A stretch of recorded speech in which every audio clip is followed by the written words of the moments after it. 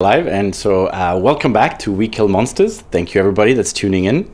If you caught last week's episode, you'll know there's been a bit of a change-up, but I'll get to that shortly. This is the weekly D&D game I play with my friends, and we're playing this latest adventure from Wizard of the Coast, Rime of the Frostmaiden. And it's now been over 6 months, so it's quite a milestone. And there's been a few changes as we went along, but on the last session, one of our players, Min, had to stop playing with us, and we managed to coincide that narratively, much to the surprise of the other players, with a glorious end to the character. So, Min, if you're watching, just to tune in, have a look at if we're playing without you, we are, but we miss you very much. Right, what I think with that is if a player threatens to leave, you're going to kill their character. That's just excellent. I like that house rule. Big thank you to Sirenscape, who you might be hearing if you're watching the stream. Is doing the kind of wind sounds and the crow in the background, that kind of stuff. It's a really cool bit of software you can also get for your games at sirenscape.com. And into it, I've uploaded some music tracks from Travis Savoy. Very kindly said that we could use them. I paid for the tracks, but we can use them to stream without copyright issues. So thank you, Travis. Cool. But without further ado, let's recap a bit. Tier 4. Last we left you guys. You had found your way to the Dark Duchess, a ship that had been marooned in the sea of moving ice. And a pirate ship, funnily enough, that is captained by Captain Rudolph Bluemoon. And once landing on the ship, you discovered that he might be an ex-companion of yours, a father, Zaxabay, the warlock. So there's lots of little threads converging, because you'd been pointed to the direction of this ship by Atka, the orc, who was the first mate on this ship. Upon getting to the ship, you discovered that it was inhabited by a troll and some kobolds, and had apparently got... Sorry? And a goat. And a goat. That's true. Billy the goat. And that even though it had run out of rum, and it had seemingly all been taken, there was treasure there. Treasure under layers of ice. And once you got stuck in trying to free this treasure, and you discovered more and more as you got deeper and deeper, eventually you were discovered by who had put the treasure there. Arveaturace, the white dragon, the ancient white dragon, who used to be ridden by a wizard called Meltheron. And as soon as the dragon had landed and smelt your presence, you guys decided to go on the offensive and attack an ancient white dragon, which I was slightly surprised by, but not too much, to be honest. Considering... Technically, Akeem started the attack of the... Sure. The fight was quite brutal, as the dragon's power is immense. And in the fight, two of your party went down, the NPC Nora, which was your cleric, and Akeem, the sorcerer. And sadly, Akeem passed and was unable to be revived, as he decided to reunite with his brother in the afterlife, unbeknownst to you. So at the end of the episode, we left you as the sudden appearance of the giant Verbeeg, who you don't know the name of yet, aided you by casting Fog Cloud and helped you sort of start to escape from the dragon. So I think rather than roleplay the running away from the dragon, I'll just narrate sort of what happens in the next 5 minutes, and then I'll leave it to you. But, I definitely want to make sure we get Akeem's body. So Tinjong, the Verbeeg giant, puts Akeem's body on her shoulder and quickly ushers you out and sort of points in a direction, and you start running across the ice field as Arveaturace is desperately trying to protect Meltheron's body under her claws. And before she can sort of decide to pursue you as a quarry, Tinjong will casts I forgot the name of the spell. Pass without a trace on all of you. I'll need it. And you all dash across the ice, running away from the ever shrinking dark shape of the ship and large silhouette of the dragon. What would you like to do, Tier 4?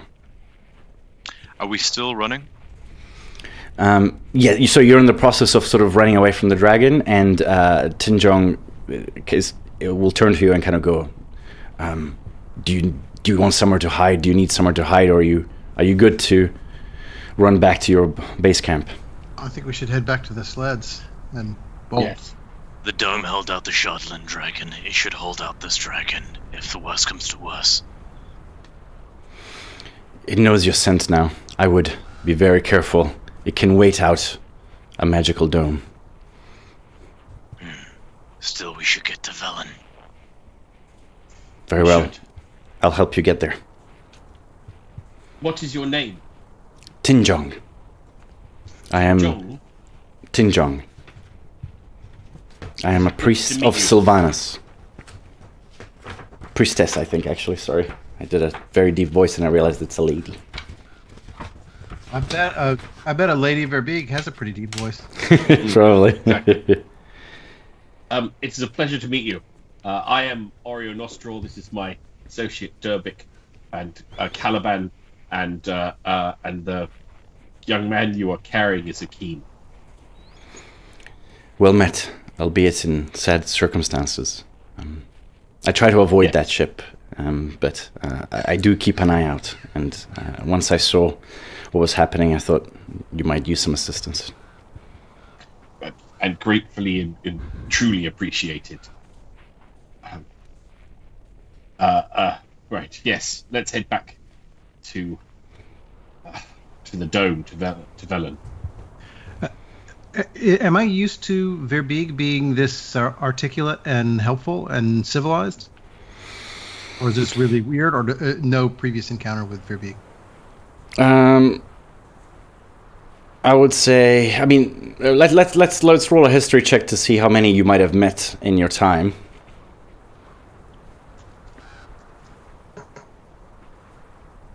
Natural 20. Okay, very nicely. So, you kind of try to stay out of their way because they do their own thing, but they're quite intelligent, even though they're kind of on the smaller side of giants, and so they tend to be varied in character. They're not that considerate about little people, but they're not evil or anything. So, depending what their interests are, this one is a priest of the god Sylvanas, priestess. Sorry. It's all about nature and preserving natural order of things. So, I think rolling a natural 20 means I probably dated one for a while.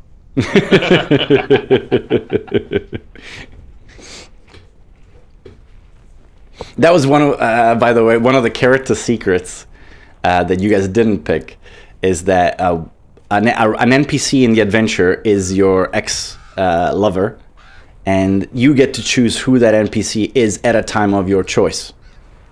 Oh, wow. So that's quite a fun one.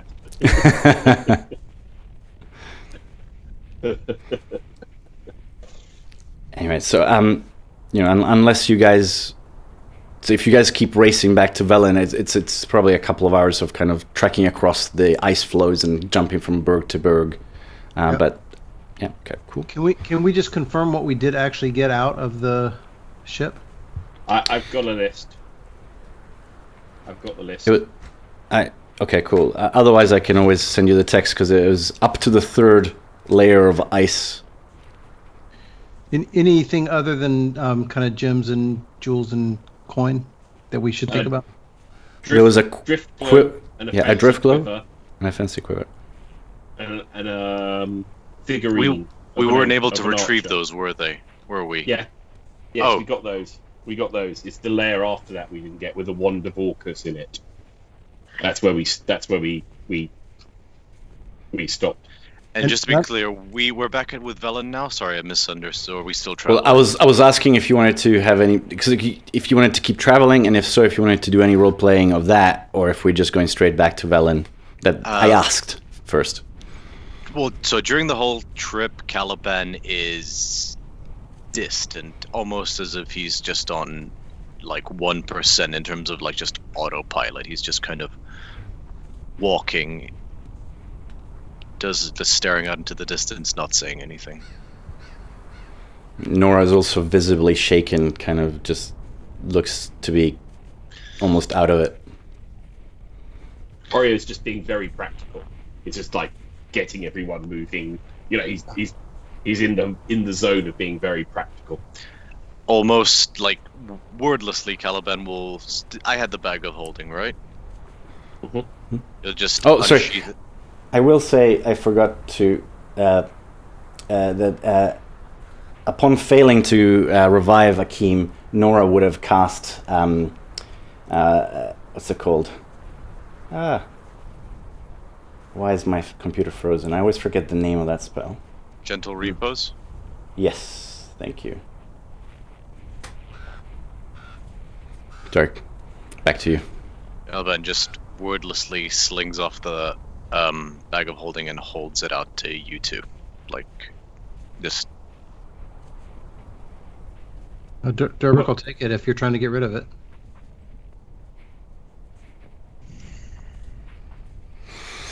With Tingjong's help, the run back to the ship is easier than getting... back to the coast is easier than going to the ship, as her extra size allows you to sort of pass things over gaps much easier when you have to. But it does take you about an hour or two to travel back. And you see in the distance, waiting for you, just a little encampment with Velen and the people that you'd brought along to potentially free the ship. And the kobolds are kind of just camped out with a little fire going.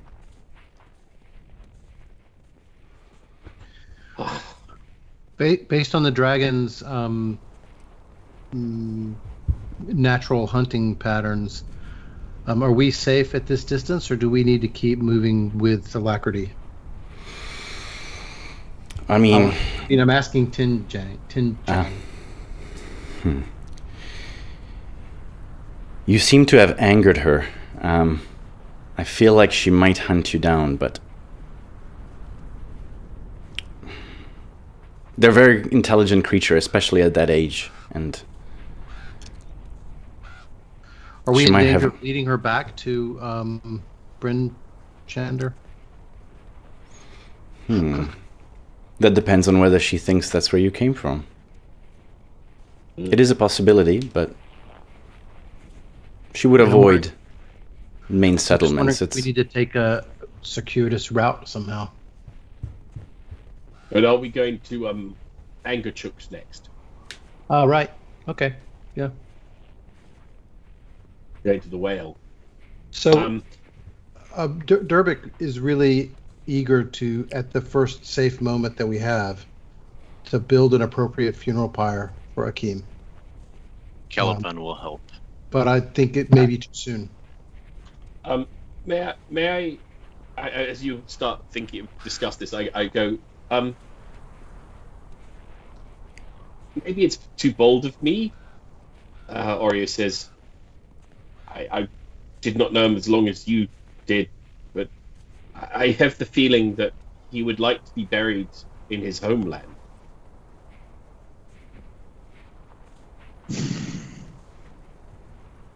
I guess my thought is that fire is his homeland. But he did want to go back to Zamunda. Okay. What do you think, Caliban? I feel that to honor his memory, we should take him back there.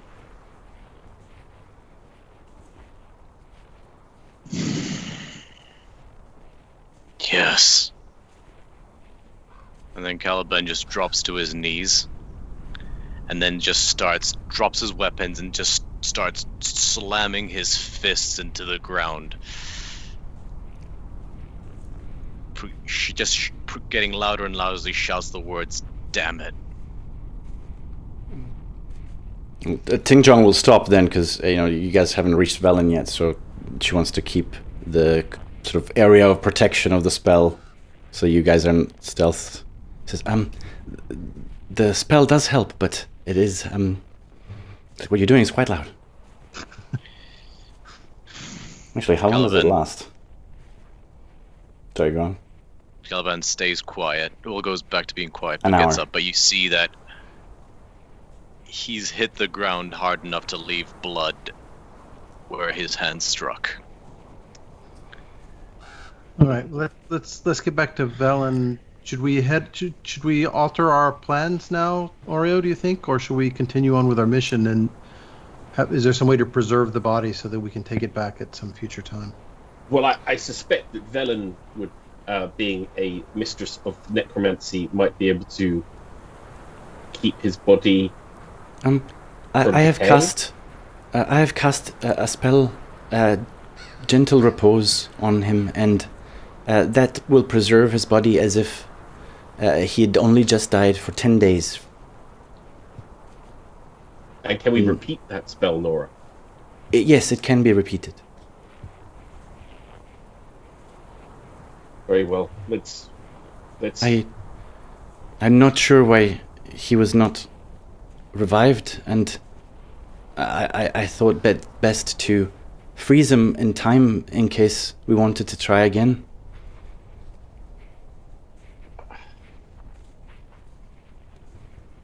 I think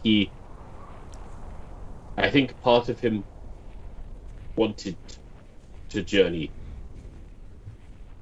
to his homeland in spirit. I don't know about that. He was so young, and she kind of goes quiet again. It is a interesting thing. Some cultures believe that we have a time when our time is due, and nothing we can do will take us away from that time. And I had the feeling that Akeem was looking for that time. It is hard to accept. His friends needed him, and Icewind Dale needed him. We were trying to end the winter. Well,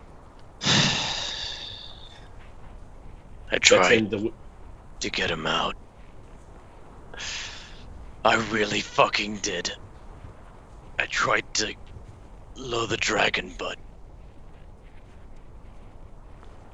I failed him. I don't think you failed him, Caliban. I think he was running towards something that you could not have.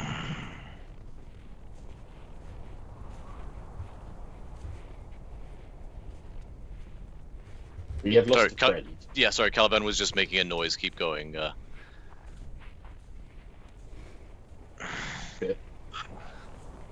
So look, all this talk of distant lands and spiritual destiny is a little beyond my level of thinking,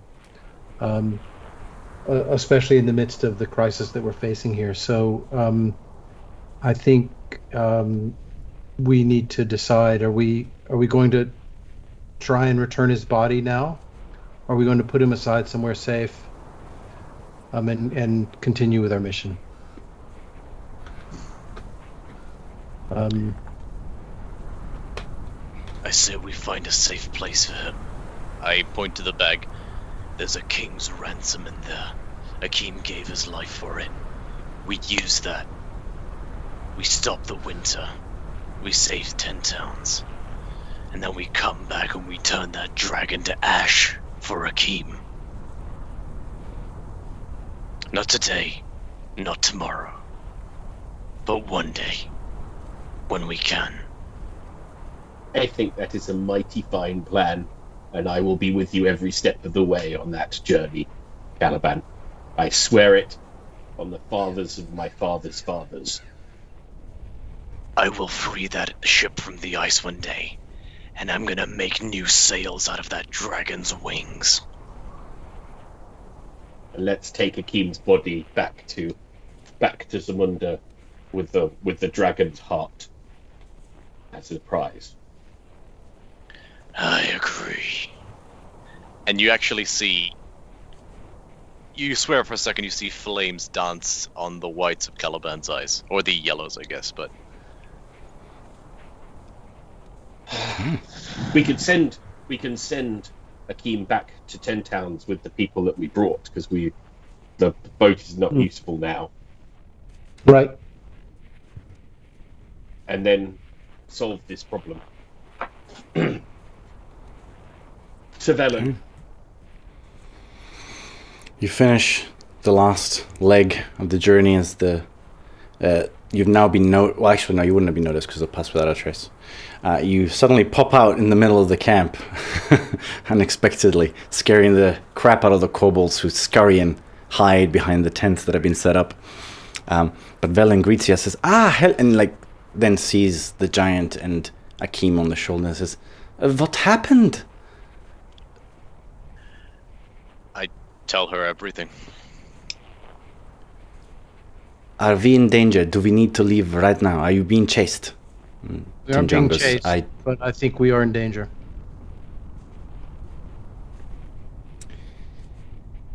suggest we make camp at a different location. Travel for as long as we can, and make camp far away. Yep, I agree. Ting Jong puts down the body and says, "It was very nice to meet you. I'm sorry about your friend. Farewell." Ting Jong, and I hand out my hand and I go, "If you ever need my services, I am indebted to you." Thank you. And she leaves and starts moving much quicker than she did when she was traveling with you back to some location on the ice. Ario was the best place to hide. We need to find somewhere that she can't see. She can only smell. So we need to cover our scents more than anything else. Her eyes are blind. She cannot see. So... do we have anything that can do that? Well... under my dome, I can make the outside of it white. I guess that doesn't matter if she's blind. But the smell will not travel outside of it, our scent. So we should be invisible. Very good. Let's travel a couple miles for good measure, but that should do. I suggest we travel until nightfall and make camp. That would work out to be a couple miles. What time is it? Yeah. What time is it? You left in the morning. It would have been kind of midday. Come back, I would say mid-afternoon. Yeah, so a couple miles. Like, how fast could we possibly be traveling? Anyway, we'll travel. Sorry, with the horse? Okay, sure. Yeah. But no, you could have kept going till late night, and also the horses. The dogs pull you at about a mile an hour. Okay, let's mosey on then. And we send the other people back to 10 Town? They're gonna be safe. Well, we'll get to Andrew Cook's Bell and make that decision. Yeah, that's good. Okay. And as we go on, I when we're on the travel, I tell Velen, I tell Velen that in the treasure trove of the dragon was an item I think might be of interest to you. The Wand of Orcus. That is unbelievable. Are you quite sure? Well, it looked like it. We didn't get close enough, and we certainly didn't have the power enough to stand against the dragon. And she's like, "Have you told anyone?" She makes sure that people around, no one else has, she's trying to see if any of the people you brought with you have seen. Just ourselves. Do not mention this to anyone outside of this group.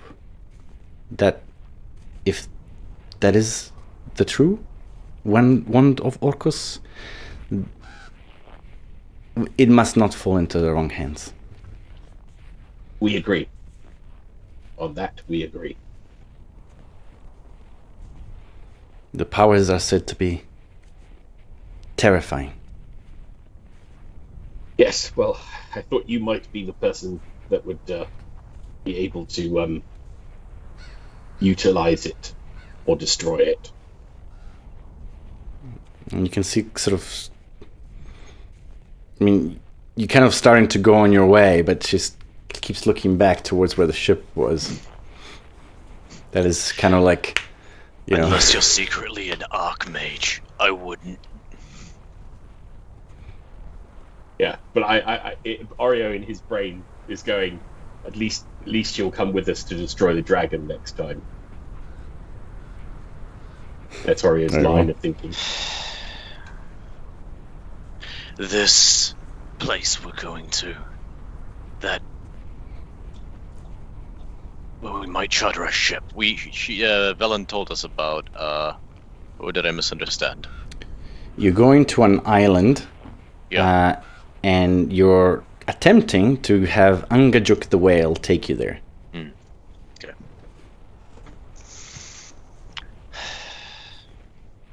We need better weapons. Yes. Well, definitely if you are going to face against ancient dragons like that, but this part of the world, it might be hard. Although, in the... I think we need better weapons, and we need better wielders of the weapons.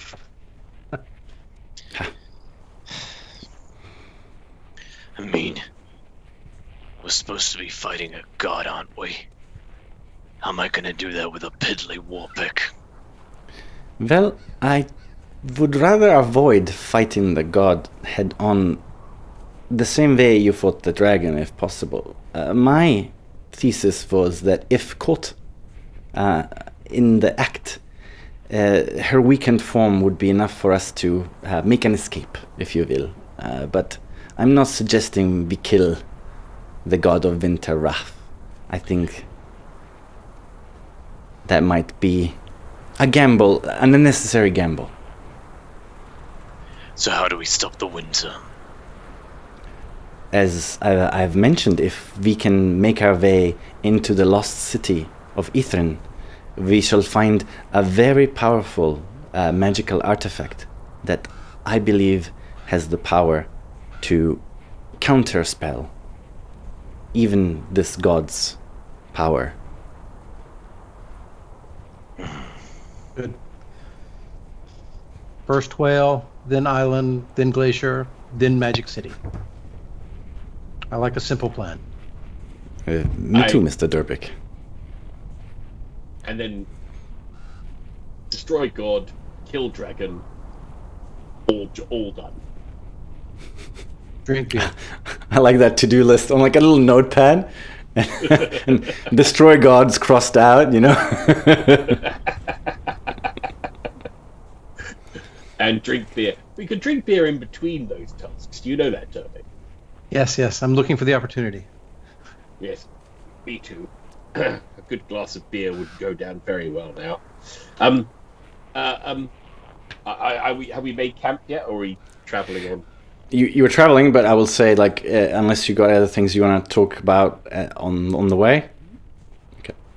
You travel for, I would say, let's say 4 miles before it's quite late, sort of in the evening, and you stop as much as possible in sort of a series of cliffs overlooking the sea of moving ice, and kind of trying to hide behind rocks as much as possible, and you find a bit of a cove. Yes, Durbick? Or we need to check these items that we took and see if any of them are magic and useful to us. Right. So as the kobolds start unpacking the sleds and making sort of a campfire, and the men are helping, you present the various magical items to Velen, who says, "Oh, very interesting. Let's have a look." And she opens up her spell book and begins sort of muttering words and sort of moving her hands over it and ritualistically casting Identify on all the items you've recovered. So, Yay! the figurine is magical, and it functions like a spell scroll of remove curse. Wow. It will turn to dust after its magic is spent. The drift globe is a drift globe, and the quiver is a quiver of Elona. So that's like a quiver. I think if I remember correctly, that's a quiver that you can basically store in lots of arrows in an extra dimensional space, so you basically don't run out. Yeah, essentially, it can hold a certain number of arrows, bolts, or even javelins, different amounts of each. You'll find it on D&D Beyond if you want to have a look. So it could either, I guess, work for Oreo for his bolts, or perhaps for Caliban for his javelins. I'm down to 2. You should take it, Oreo. Thank you. Yes. Well, I was going to suggest I might need it because I have both the long bow, the short bow, and the hand crossbow. Might be a useful addition, if you don't mind. Not at all. Do you guys have any other magical items from other times that you need identified? Trying to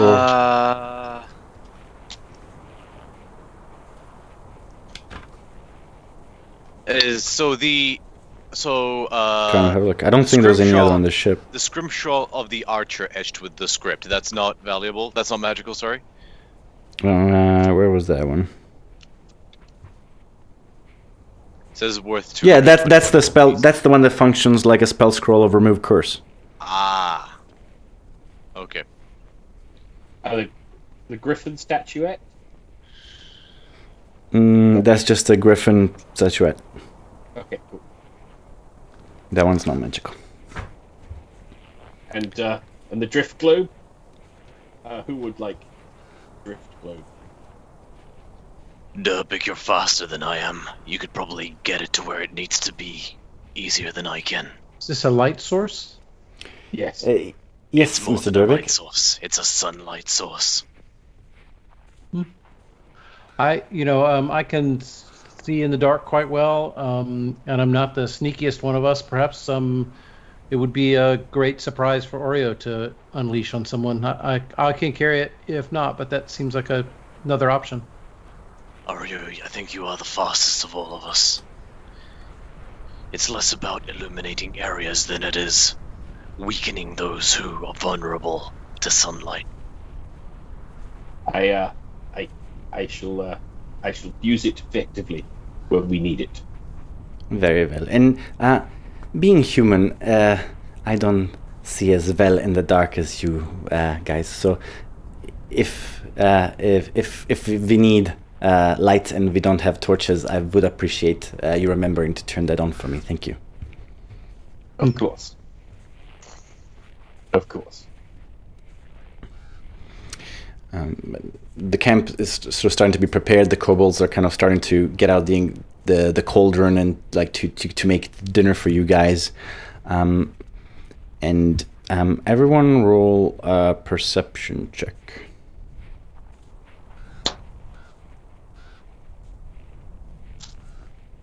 $17. Okay. Nice.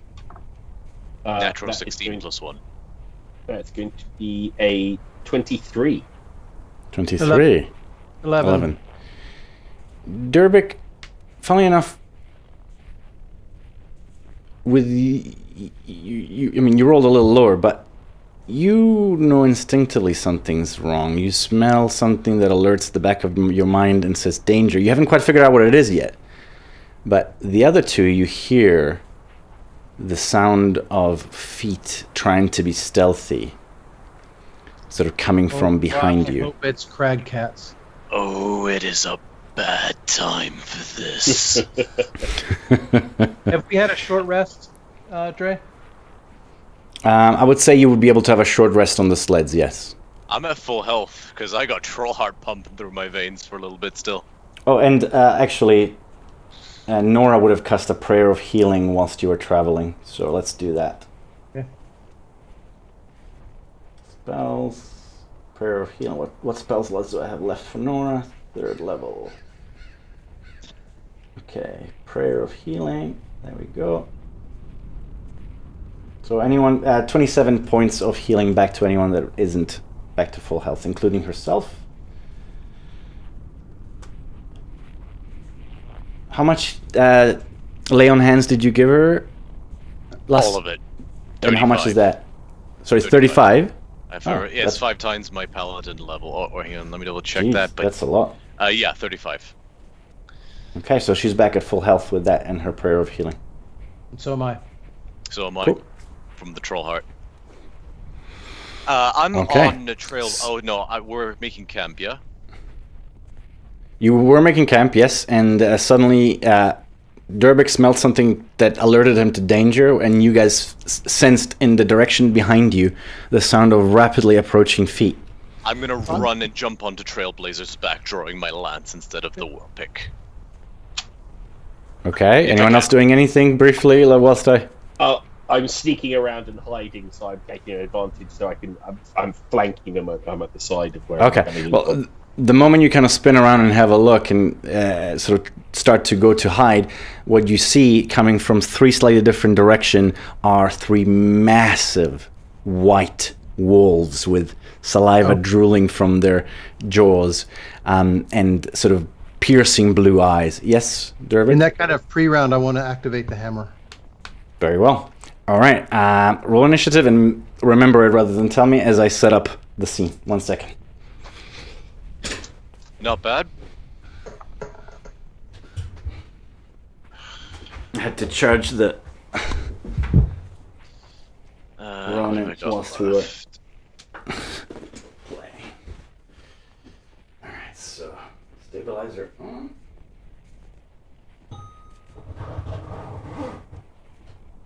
Oh.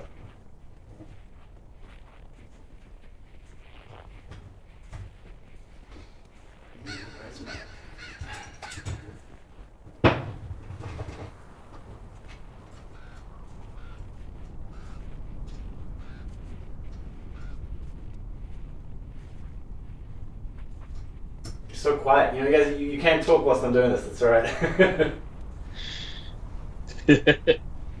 Oh, I am Nobody glad I wants to bought a talk. lance. Nobody wants to talk. We just want to kill things. It's the purpose of the stream. That we kill monsters. We want to kill some monsters today. That's More right. than any other day.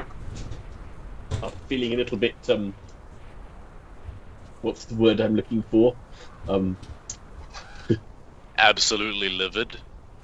Well, just incompetent against the dragon. Not the word I'm looking for.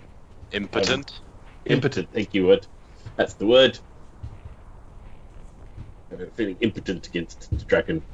I think these poor wolves are going to suffer the wrath of some very vengeful PCs.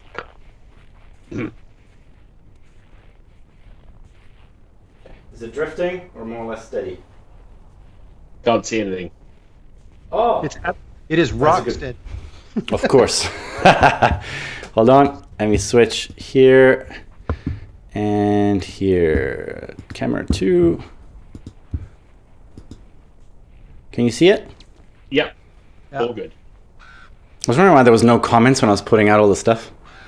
I can't remember. I said Trailblazer was an elk at the moment, right? Yes. Okay, cool. I'll pop him. So you said you jumped on him, right? So I'll say Yeah. you're here. And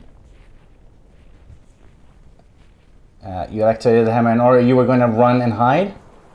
Yeah, so I was going off to this. I'll go off to the This way? yeah, to there. Basically there, yeah. Okay. Are we Alright, sure let's do they're this. only coming from the front? I mean, like, wolves like this might be coming from all the way around. I had 23 on my perception, so I should Okay, good. know if there's any others. You think you're good, but they're quite stealthy. All right. What was the initiative? Caliban. 15. Durbik? 12. Cool. Oreo? Dirty 20. Nice. Nora will be 16. And I will... actually, I'll just put Nora and Velin at the same thing. Don't let me forget that. That's all right.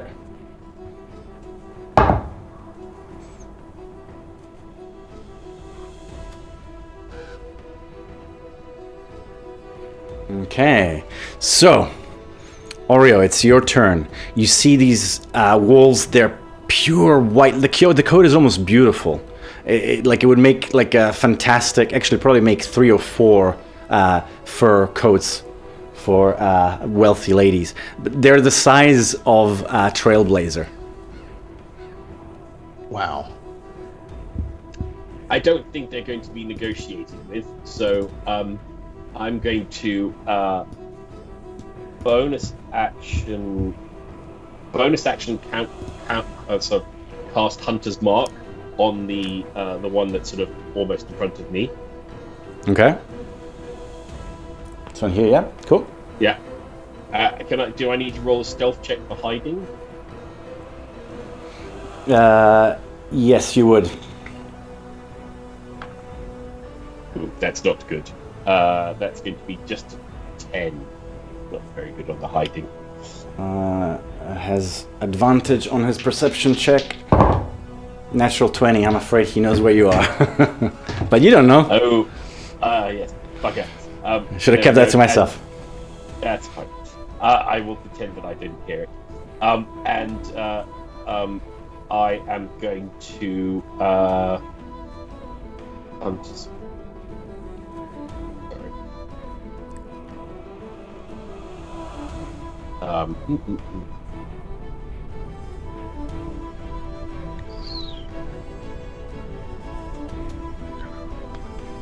Okay, and I'm just going to fire. I'm going to fire one of my. I'm going to take out my hand crossbow and fire it at the creature. Very well. Roll to hit.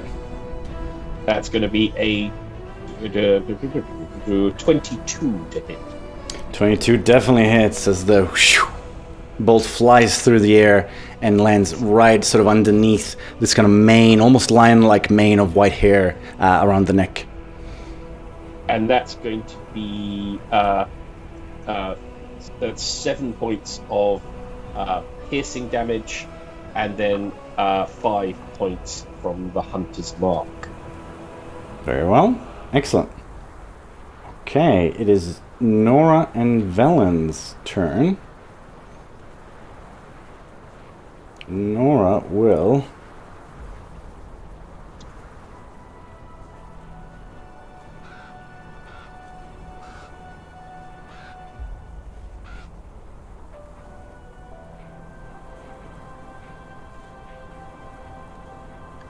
She doesn't know how big of a threat it is, and she's saving her spells in case they're needed for healing after this encounter.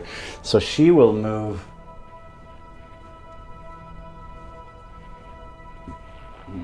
She's still frazzled, actually. I think she will move here behind the sled to try and hide a bit, and cast Sacred Flame at the one that's coming at her. Which is a dexterity saving throw, so... This one. He passes, so no damage. Okay. And Velen will...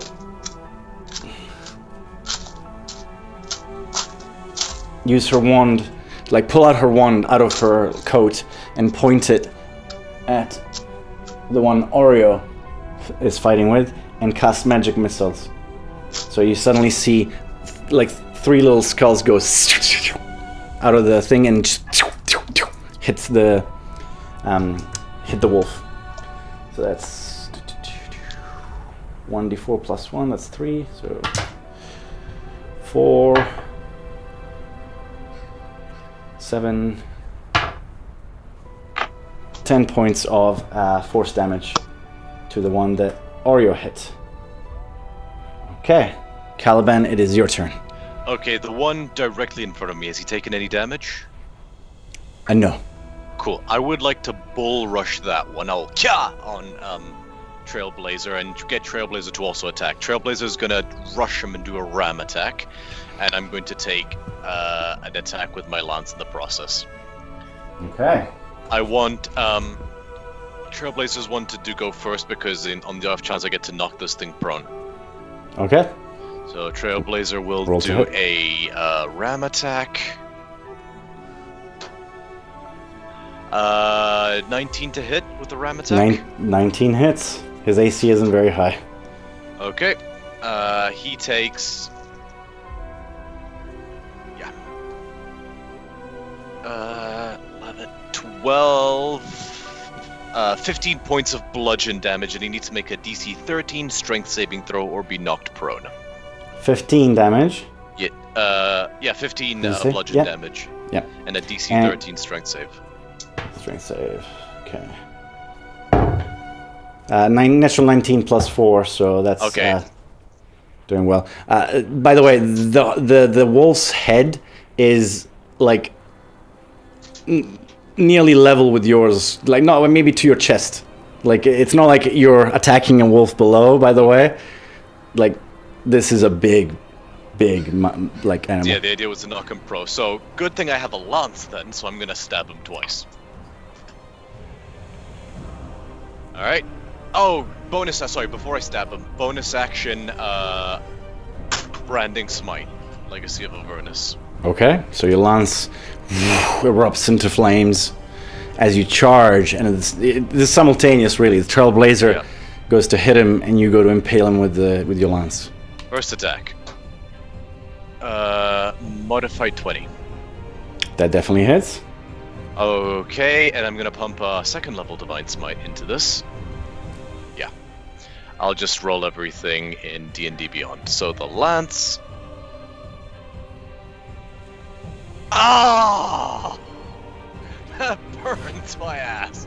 5 damage. Sorry, I shouldn't have. Sorry, that's not very polite. But no problem. Okay, where's branding tonight? So 5 points of piercing damage, 9 points of radiant damage. So 14 plus. Where are the d8s? An additional 3 points of radiant damage. Oh, okay. That's unpleasant. Is that your turn? No, second attack. Oh, come on. Sorry. Natural 16 for a total of 22. That still hits.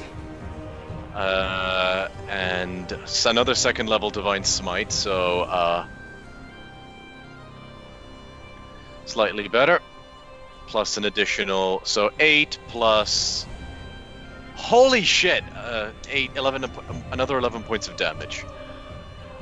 That may be the worst I've ever rolled on damage. He's now looking pretty bloodied, and as the sort of crimson blood stains its fur. Well, with your dark vision close up, it does look quite dramatic. From further away, everyone else just sees sort of dark splotches against its immaculate white fur. Is that your turn? That's my turn. Okay, Durbik, it is your turn. Is the one to the left, is it within 35 feet, or the one to the right?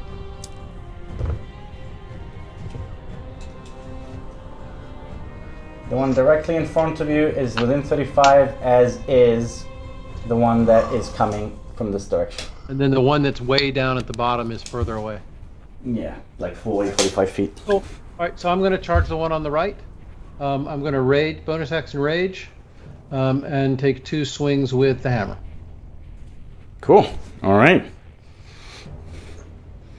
And as you come up to the wolf, it towers above you, like its head is above yours. Yeah. Does a 15 hit it? 15 does hit. Awesome. So that is 15 points of damage. 15 points of damage, thank you. I'm getting mixed up as to which one took which damage. Okay, second one is 21. So, that is 17 plus 6, 23 points of damage for the second strike. Ooh, nice. So you batter it quite quickly, bang, bang, and just very quickly, it's looking pretty beat up. It's starting to kind of limp, and growl and also yelp in the way that dogs do when they're hurt. Okay, is that your turn? That's me. Yep. Cool. It is their turn, and they suddenly realize you're a bit more of a threat than they anticipated. So this one is going to close the distance. He can move 50 feet, so he's going to close the distance and pincer you. And they're both going to attack you, Caliban. Meaningless. They get advantage. They get advantage because of their pack tactics, and that is actually, yeah. First thing they're gonna both do is you suddenly see them almost smile as they.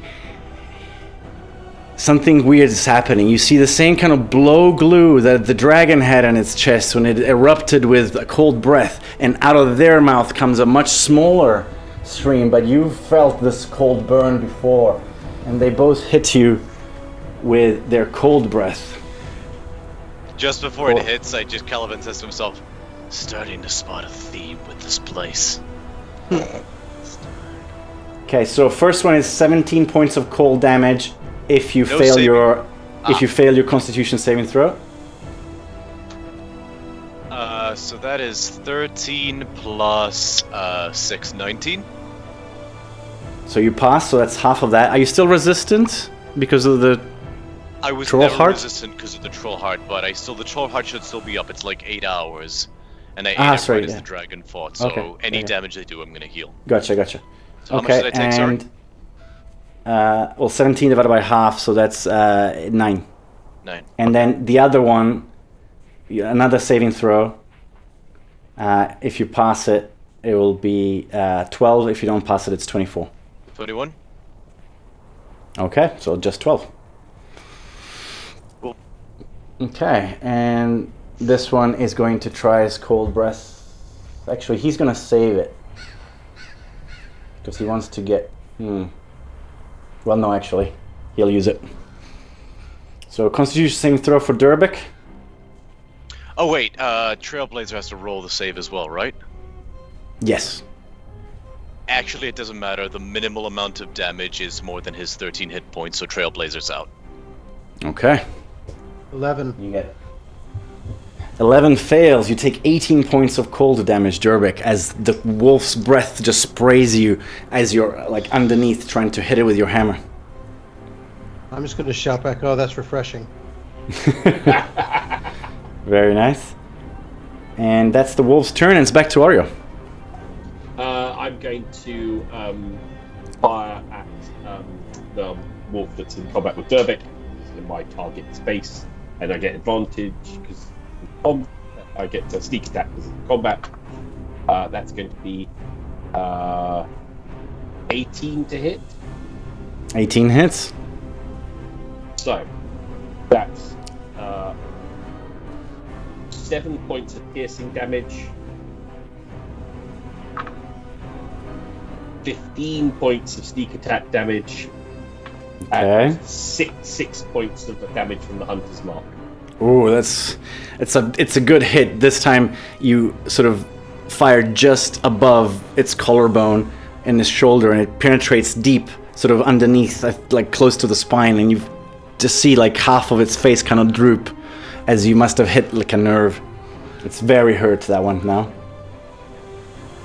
It is Nora's turn, and she doesn't like seeing the breath. That's freaking the crap out of her. She will step back behind here and try once again Sacred Flame on this one. Dexterity saving throw.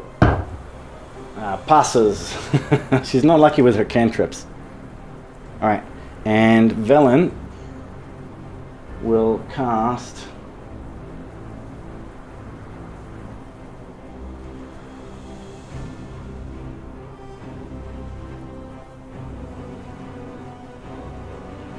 no, not that one. She will point her finger and at this wolf here, and you see a beam of like black sort of energy. Just it's weird. It's like light, but it's black. It doesn't make sense. Just spiral out and hit the wolf. And range spell attack. What's her spell attack modifier?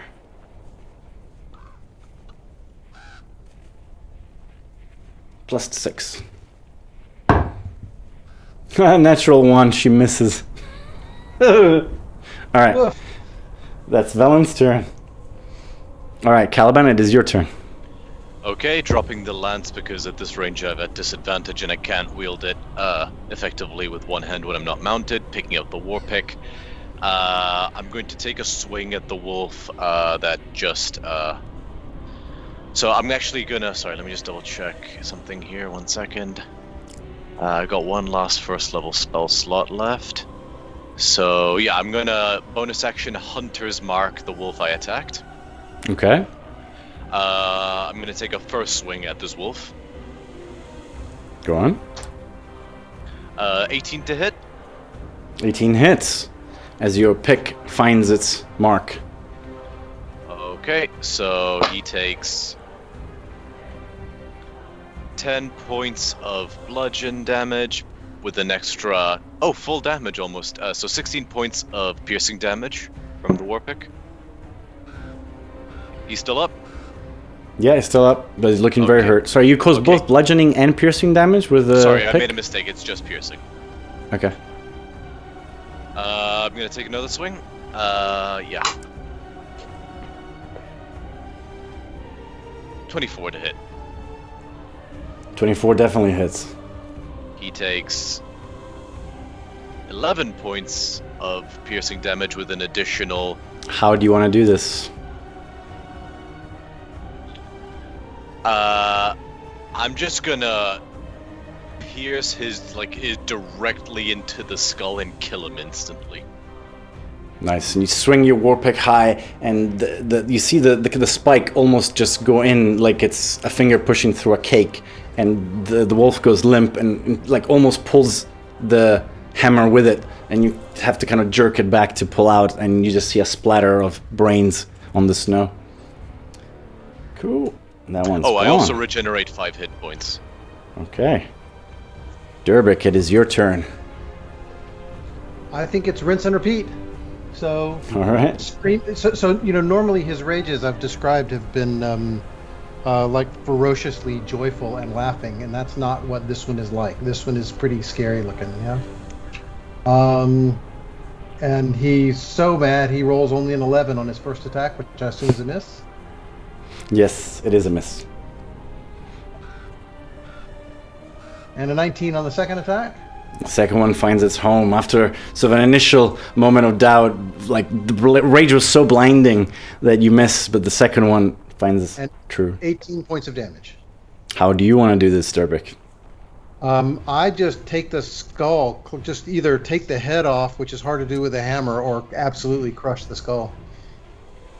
Nice. If I can reach that high. If I can't reach that high, then it's a chest bone, like crack open the chest. Swinging high, almost with a jump, you would be able to kind of come down hard onto the top. So I would say, yeah, and then sort of bring it down with force onto the ground and splatters like a watermelon that's dropped from a great height.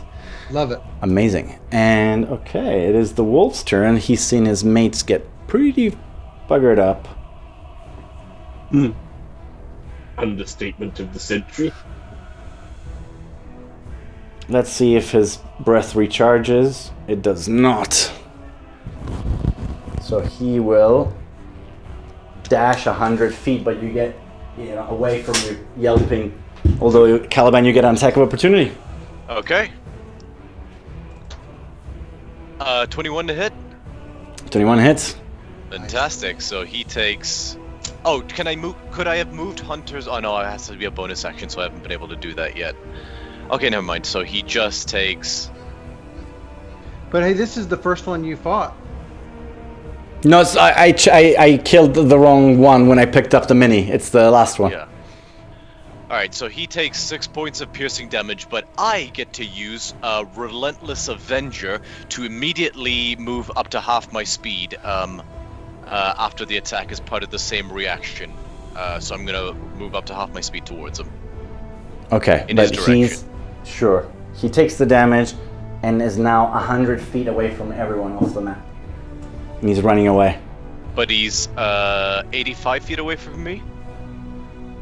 No, he'll. Oh, okay, yeah, I guess so. Yeah. Okay, cool.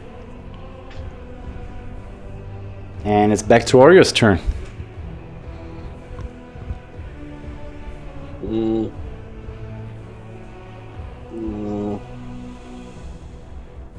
A bonus action. Can I come to smell computer too far away? Hang on, I'm just checking.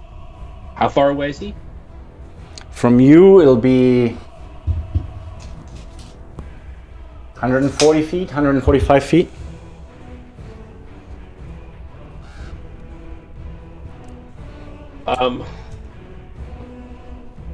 I drop the hand crossbow and take out my short bow and I string an arrow and fire it at him. All right. 24 to hit. Definitely hits. At that range, it and- doesn't have disadvantage. No, it's within range. Okay. No, the next one up is it's within range. And only 7 points of damage because there's no sneak attack because there's no advantage against it. Cool.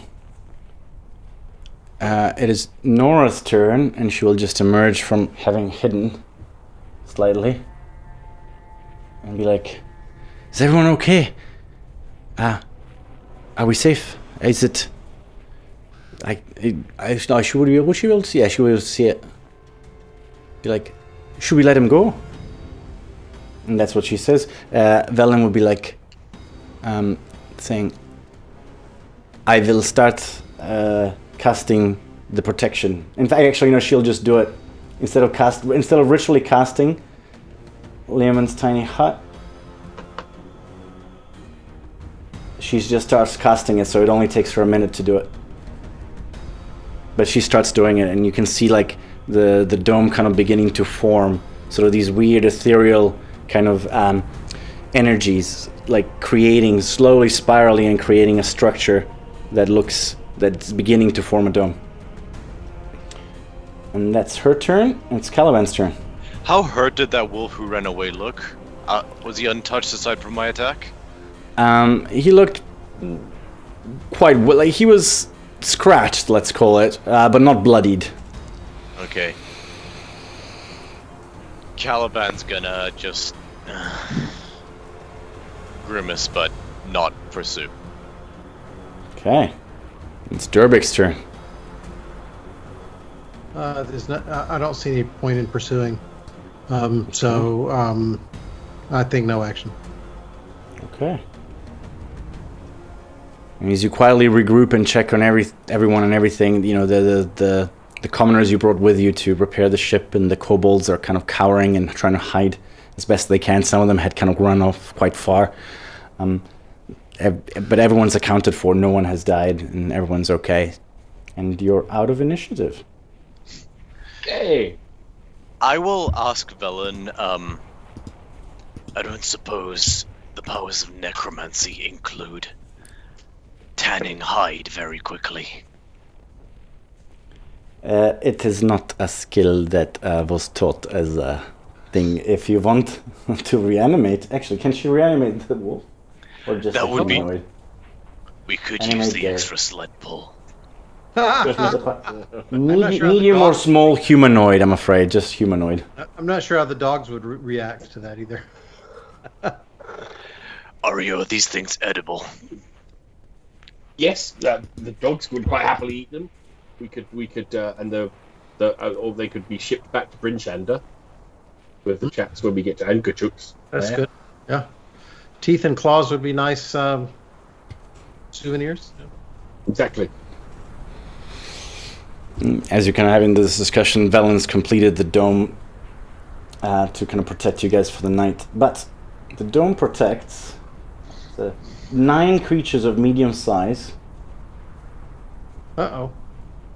So you kind of have to choose, because you have 6 kobolds with you. I'll say that they're quite small, so they can count as, I'll say 2 people. But you have how many people did you bring? Was it 3? 3. Okay, and you have the dogs. So you have is it 3 sleds of dogs? Yep. Yeah. Yeah. Caliban will stay outside of the dome because Calvin Durbik is happy to stay out and sleep with the dogs. He's just as happy. It's a little warm in those domes for sleeping.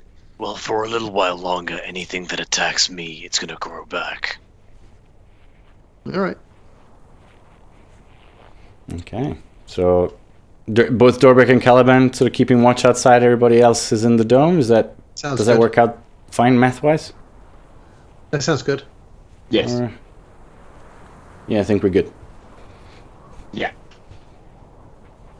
Okay.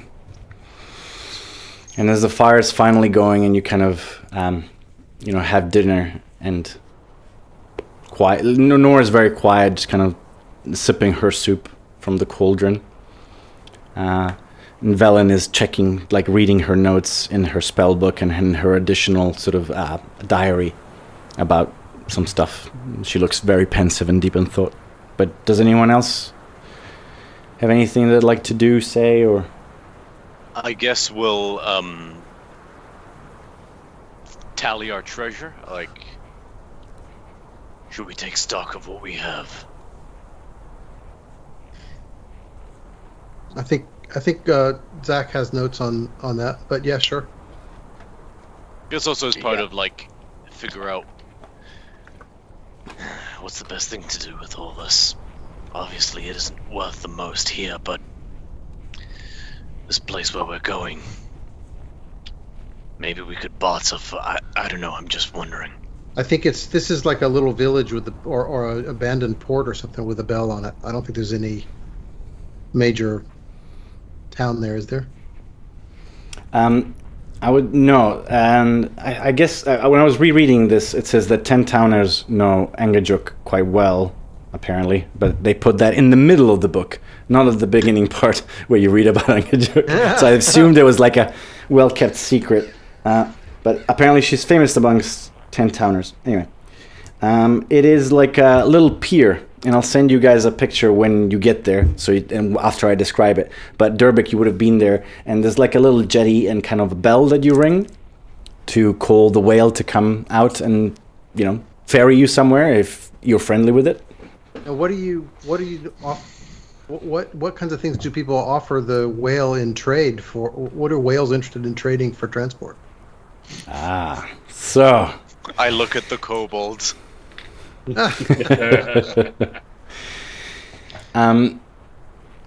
you have a good nature check? Yeah. Okay, so roll a nature check, and let's see if you know what I rolled a Angajuk 4, likes. which gives me an 8. Okay. Well, whales like to eat, sea creatures like octopuses and things like that. If maybe a food offering might go down well, you're not sure. Maybe. So This is like an orca. This is not like a sperm whale. It's a huge sperm whale. Sperm whale. It's not like sperm whale. Yeah, good. Okay. Yeah, it's a big sperm whale, and I'll describe it when you guys get there, because otherwise it's not in narrative. It's out of game. I think it's better if you have like a visual of it when you get there. Okay. But yeah, so you would know that maybe sort of a food offering could go a long way. Maybe we'll take some wolf meat. Maybe it'll be a delicacy it doesn't often get. True. Do that. Arya, you're the one with the machete. I'd be happy to assist you. Yes. I will basically strip the wolves. Wait a minute. I will get a strip of white cloth, prick my finger with one of my fangs, and then just put it in the center of the cloth so that it sort of, the blood as it seeps out makes like a red spot, like a red circle. And then I will tie it as a bandana around Orio's head, like a sushi chef bandana. Okay. Oreo takes it. Very good. And so tries to dice up the wolf and take the pelts off the wolf. Okay, that would be a survival check, I guess. Survival I can do, and I think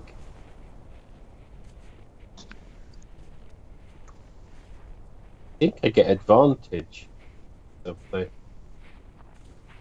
Because of your rangery things. proficiency bonus doubled in my terrain. So okay, so it's another. Okay, sorry. Yep. That's going to be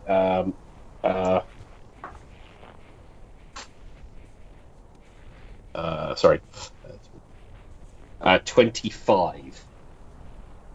25? Okay, you do very well. You do a very nice job. It's like those chefs that like make the food dance as they cook it in front of you. And he takes so he's got the two pelts, and he's cut the pelt of one head, and he sort of folds up the pelt of one wolf and hands it to Caliban, and he folds up the pelt of the other wolf and hands it to Durbik. Okay.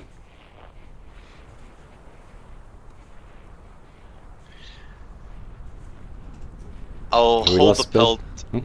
I'll Go on. go to Nora. Your magic that the spell you cast on Akeem, Yes? would it help preserve this? I think it's so cold, Caliban. I think we're okay. Fair enough. We're I like don't think basically in it'll a be a giant outdoor fridge, right? Yeah. Yeah, basically. Well, it's minus 40, like, so it's basically a freezer.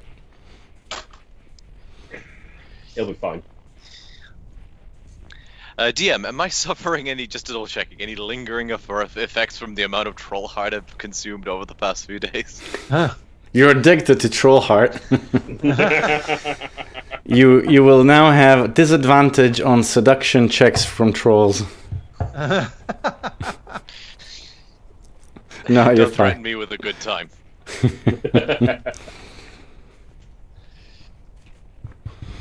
But I would say, actually, you've received, between the troll hearts and the amount of cold damage you've been taking recently, you feel something funny stirring inside you. That's the wolf meat. You hear a gurgling, I was like, excuse me. And he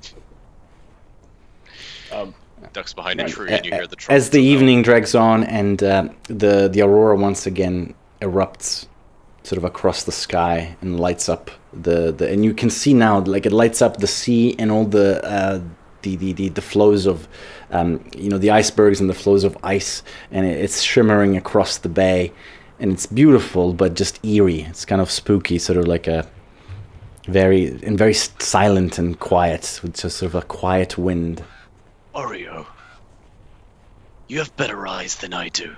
You remember that thing I told you I saw in the sky? Yeah. I hand him the spyglass. When it's your turn to watch tonight, mind keeping a peek for it? I will have a look for it. Thank you. You will take watches then? Yep. Cool. If you will all please roll a perception check for your watch. And tell me in which order you guys are doing it. Caliban can go first. I'll go last. 13 in the middle. No, 6. That is a 17. 17? Okay. Okay, that's good to know. What am I doing? Okay.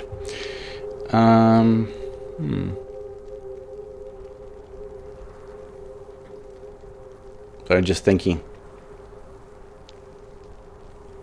Okay. And I look up. I look through the spyglass to look for Caliban's thing. But in the you're sky. you're going last in the order, right? Yeah. Cool. So let's see. I'll do that next day. Okay, cool. So as everybody takes their turns, keeping watch, keeping an eye out for a potential arrival of a large dragon or more wolves or goodness knows what else lurks out here in the wastes.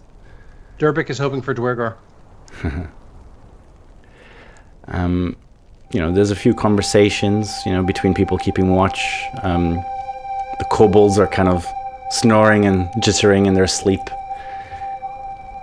Oreo, when it's your turn, sort of you see the aurora shimmering across the north, basically the northern lights. But what's the name of it?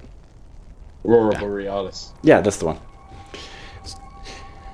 You take out the spyglass and have a look up into the skies. Roll a perception check. Oh god, that's awful. Well, the roll is awful, but the roll is 2, but I get to add 11 to it, so it's a 13. You hunt around, and it definitely, like looking up with the spyglass and able to see it up close, this weird light and energy has definitely sort of a strange magical arcane look to it, up with magnification. It doesn't seem natural. It reminds you very loosely of when you see people cast spells and some of the energies that kind of flow and are pulled out of the weave. Can I roll an Arcana check to see if I can figure out more? Are you proficient in Arcana? I am. Roll an Arcana check. My sage abilities that's where his history comes from, old Oreo. That's gonna be a 13 plus 6. That's 19.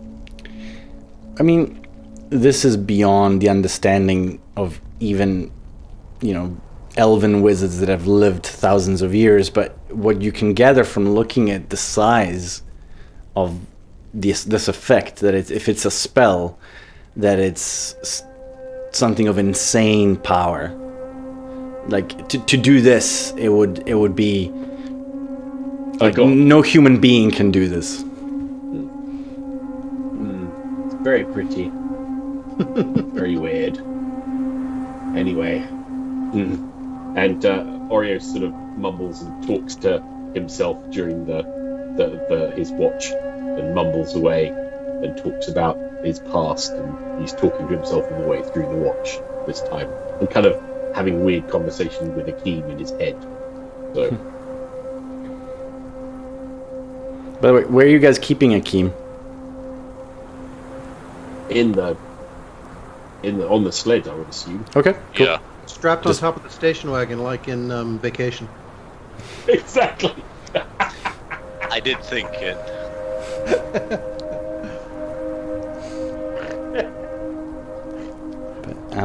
Throughout the night, there seems to be no approach from any unfriendly creatures. And you're woken up in the morning. You can all take a long rest. Yay. Let me make Nora take her long rest. She gets her spells back.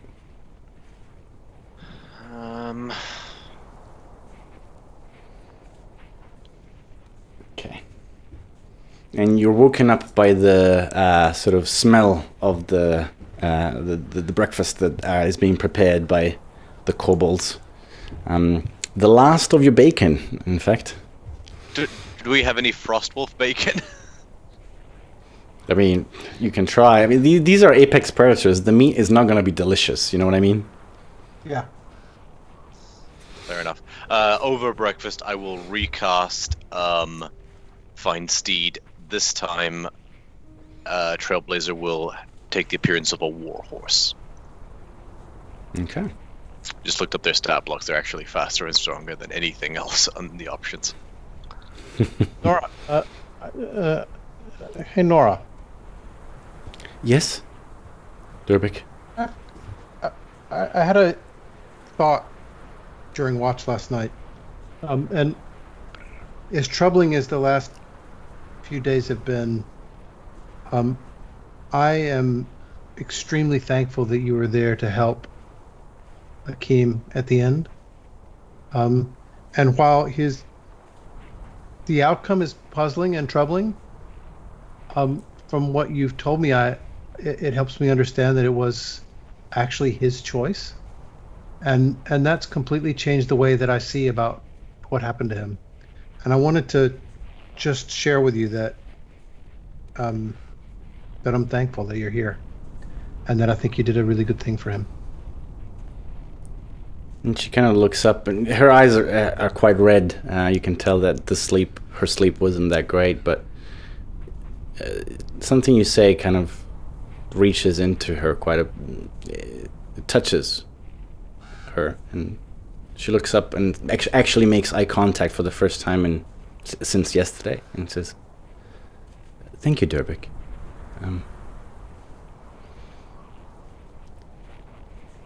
It is hard to accept things sometimes. I help others with their pain and the grief they feel when their loved ones move to the next world, but I guess maybe a lesson I had to learn was how hard it can be, even when it's what's supposed to happen." Thank you. Your words help. We're I'm no spiritual counselor, but we are here. If you have things that are troubling you, you can lean on us as much as we lean on you. Yeah. Thank you. She starts eating some of the breakfast. You guys get all your gear and pack it into the sleds and hook up the dogs and make your way.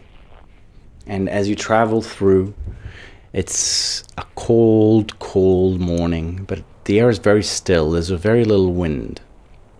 And because of how still the air is, you have very clear views across the sea of moving ice.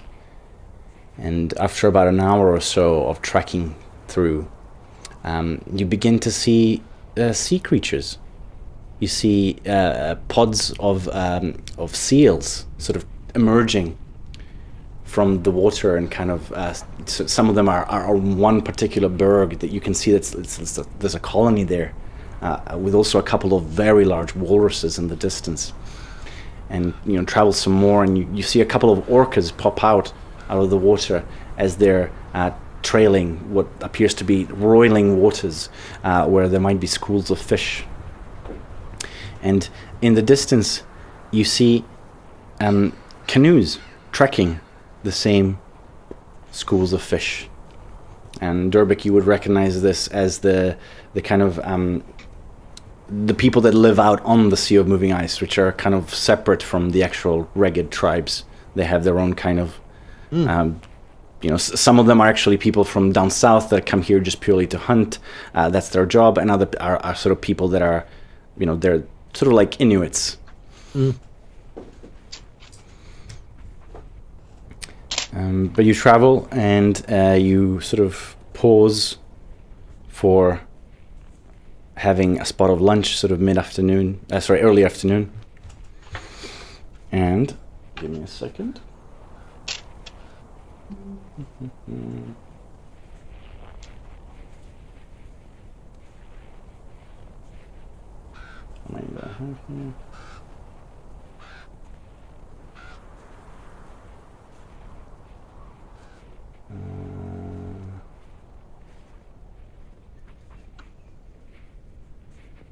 Okay.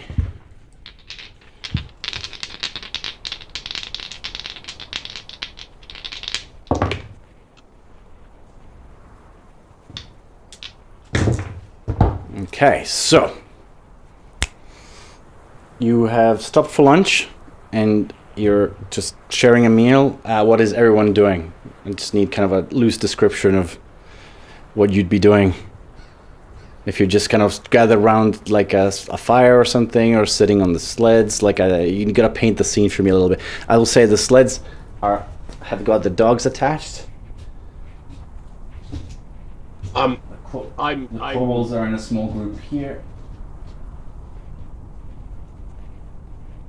Actually, I might put the map on for you so you can see and give me. okay. I'm gonna be I'll be with I'm feeding the dogs. I'm sort of scritching the dogs and feeding the dogs. Dervik is entertaining the kobolds by lifting multiples of them over his head.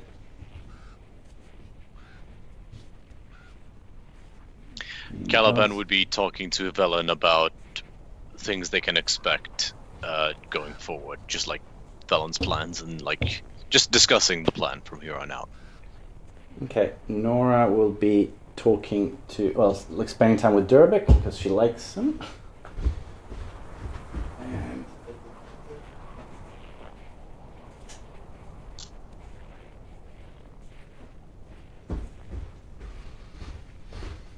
the commoners are here having lunch.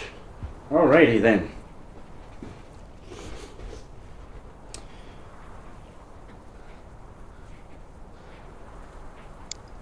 Okay, so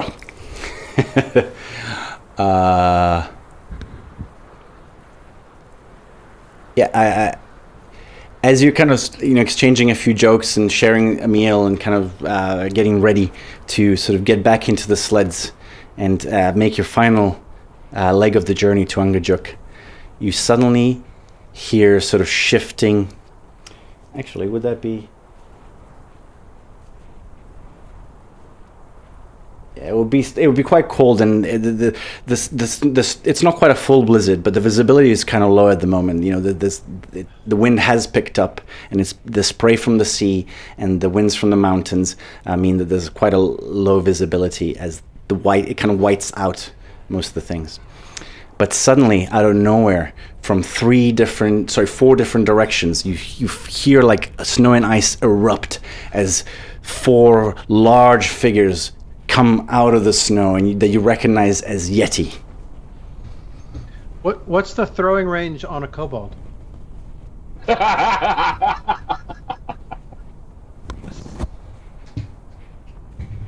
And yeah, I'm gonna put 2 here.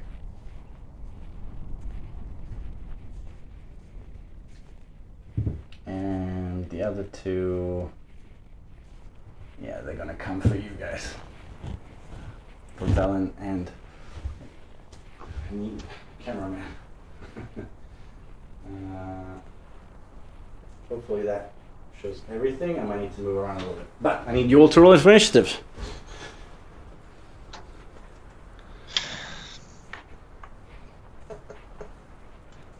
I don't like rolling for initiative for my monsters because I always roll low. I don't think I'm going to Okay. my initiative anymore. It's just dexterity, right? So 16.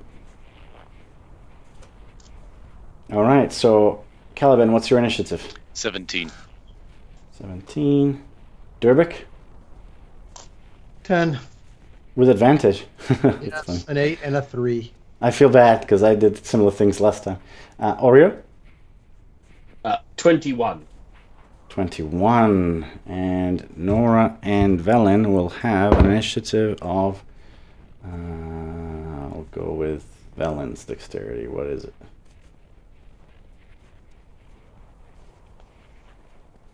+1, so 11. All right.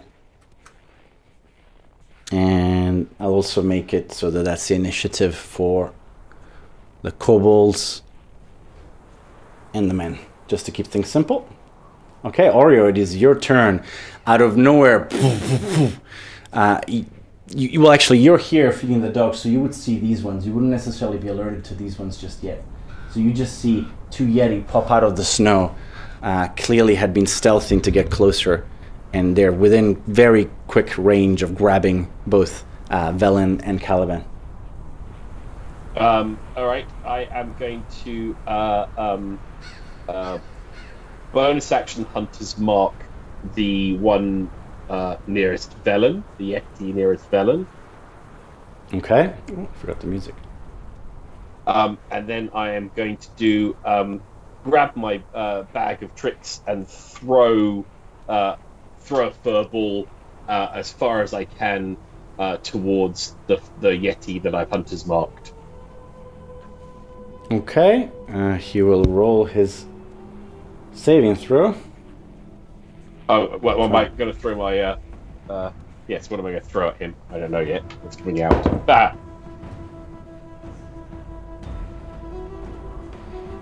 Okay. It's going to be. He's getting a giant badger. Is coming All right. towards him. Cool. So the badger will be within range. Is a giant badger giant? I'm just going to use this to mark it. Yeah, giant badger is a. Hang on a second. Giant badger is a. Just getting the details up. Giant badger is a medium beast, so it's the same size as a human. Okay, cool. Yes, so it's landed at him, knocked him.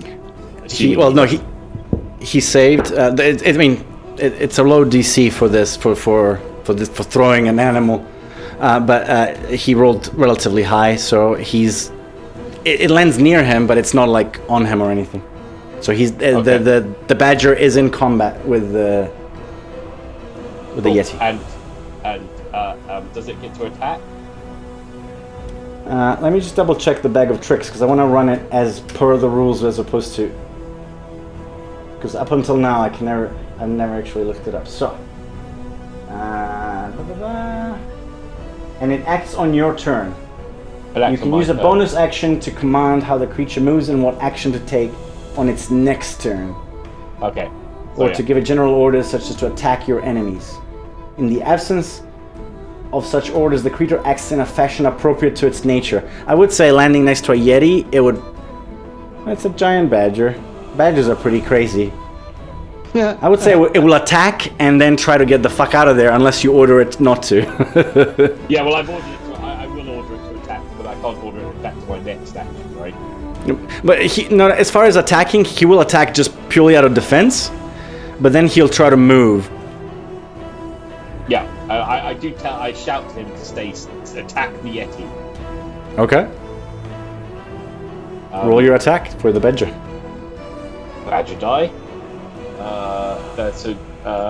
They make 2 attacks, badgers. I did not know this. That's going to be the first attack is a 10. That's not going to be so good. Doesn't quite get there. And the second attack is a 19. 19 does hit the Yeti as the badger kind of climbs up and starts biting like deep gashes into its torso. And that's going to be 2. Sorry, I need D4. So it's 2D4 for its claws, and that's going to be 6 points of slashing damage. Okay. Not bad for the badger. And is that the end of your turn? Or? That's the end of my turn. Yep, that's it. I can't do anything else. Cool. Caliban, it is your turn. Okay,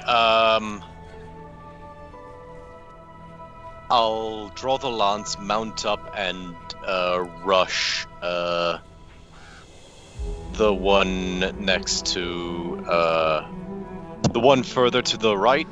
Sorry, the further to Caliban's left. Sorry. This one. Yeah. So you're on. Sorry, you rush with the lance on foot. You mean? No. On Trailblazer. I think like mounting a mount would be an action, wouldn't it? Okay, never mind. Okay, fine. Then I'm just gonna rush at him with the war pick as I go, dragging it across my horns, Legacy of Avernus Searing Smite, so the war pick erupts in fire. Okay. I'm gonna take an attack. Very well. 19 to hit. 19. As you just swing the war pick into sort of the at its thigh, it bites deep into the meat of the thigh, and you hit it. Roll your damage. Okay, gonna roll on D&D Beyond. 10 points of piercing damage from the war pick. Mm-hmm. And 9 points of fire damage from the Searing Smite. Oh, Alright, and that and thing you needs to make, a Constitution saving throw, DC 15. Okay. Rolled low. Okay, it went out of the box, but it did roll up high, so it's 12. So that fails, right? Yeah, he's on fire. Oh, he does. He was already scared when you lit up the war pick. He's terrified right now. Yeah, he takes. Okay. I think he takes 5 damage at the start of each of his turns. Okay, cool. It is Sorry, their not turn. 1d6, but yeah, go ahead. Can I tell, is one of these bigger than the rest? Is one of them clearly a leader, or is it just a band? It's a band. All right, and I'm sorry, who are those guys in the cloaks in between Durbik and the two that are coming from the top left? These are your the guys you brought over. Villagers or Sorry. whatever. Yeah, Yeah, okay. but it's So the I'm gonna Yeti's go- turn. Durbik It's the is- Yeti's turn. Oh, I'm sorry. Sorry, it's the Yeti's turn first. Apologies, I thought you... Sorry. Sorry, no. Must have said something. Okay, so the one that's on fire. Oh, he's not happy.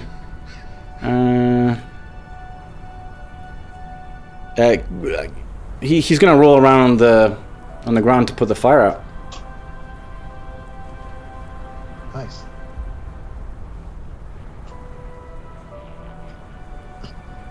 Yeah. Well, and he's also going to run away from you, taking an attack of opportunity and moving this way. I'll take that attack of opportunity. Natural 20. Nice. All right, so you know what? Just for flavor and fun, I'm gonna pump a 2nd level Divine Smite into that.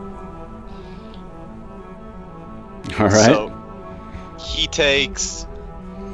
So that's doubled to 6. So that's doubled to 8 points of piercing damage from the war pick, Okay. and 3d6 radiant damage. So no, sorry, 3d8, All right. and an additional 30 points of radiant damage. Sorry, did you say 30? It's a 2nd level Divine Smite, which is 3d8. I rolled 15, and because it's a crit, natural 20, I doubled it. Double. You can right click and then go critical. That Anyway, rolls double so- the dice. I was using the double the roll system. Okay, sure. Which you said I could do. So, how you want to do this?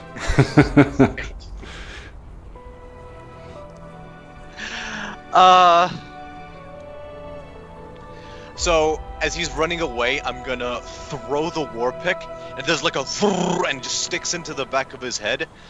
And then using my Relentless Avenger feature, I'm going to move up to where he was, or close to it, and then just pick it out of his skull, and then get in position. So it should be behind the other Yeti at this point. Yeah, I think he'll die here. Yeah. So moving 15 feet, I'll get into behind the Yeti. Sorry, I didn't put 2 cameras up today. Damn it. That's Alright, fine. I need a cameraman. Okay. 24. Cool. Okay. The one that's close to the badger will ignore the badger. He wants to do what he came here to do. So he's going to use his die? chilling... Sorry? Which is die, right? We'll see. So Valen has to pass the Constitution saving throw. 12 plus 3 is 15. She passes the Constitution saving throw.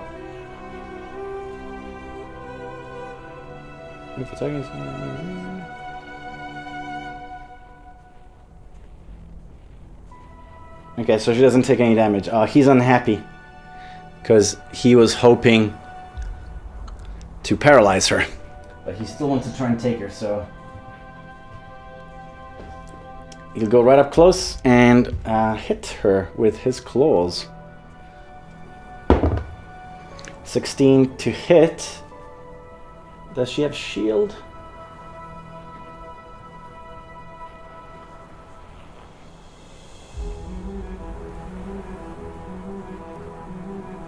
Sorry guys, 1 second.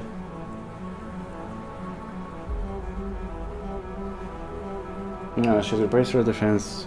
10. +6. So yeah, okay. So that first hits, and that is. Can someone keep track of Valen's hit points for me? So she's just suffered 10 points of slashing damage and 2 points of cold damage. Her total hit points is 67. Okay. And he's gonna make his other attack, 17, that hits.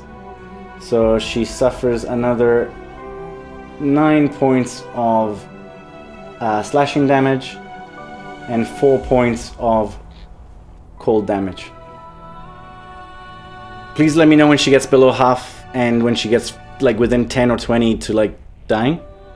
Yep. D&D Beyond still can't let me track NPCs properly. Alright. Okay, so that's that one. This one's gonna try and paralyze that guy.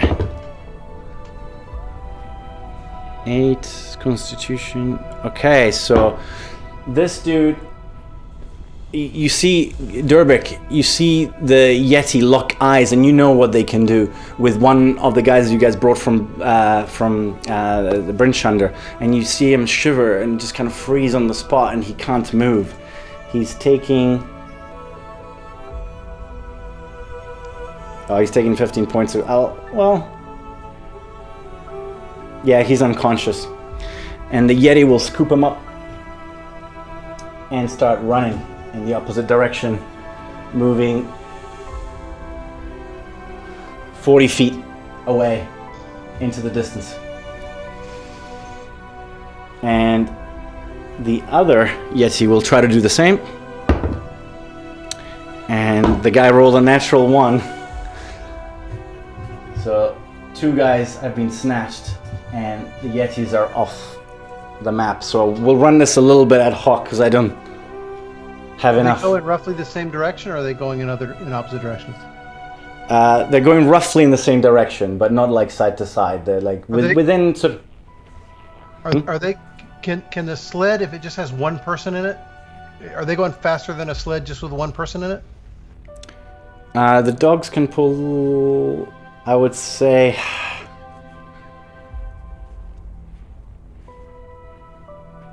What's the speed of the sled? I mean, you don't have to give me a precise answer. Just like what's Durbik's rough idea about that, right? Yeah. 1 second, I'm gonna look up the speed of the wolf. Because I cannot chase those people down on my tiny legs, but maybe in a sled, and that would be pretty awesome. Speed of a wolf is 40 feet. Pulling the sled, it shouldn't be that fast, but. Alright. Yeah, I'll let it happen. I'll say that you basically match speeds if you grab the sled and go off. And they're hitched up and everything, right? Yeah, they're ready to go. All right, I'm leaping in that sled and taking off after the 2 Yeti then. Okay, well then you're in a chase, so we'll get to that in a second. And activating the hammer too. Amazing. All right. It is Nora and Valen's turn. Valen's not happy at all.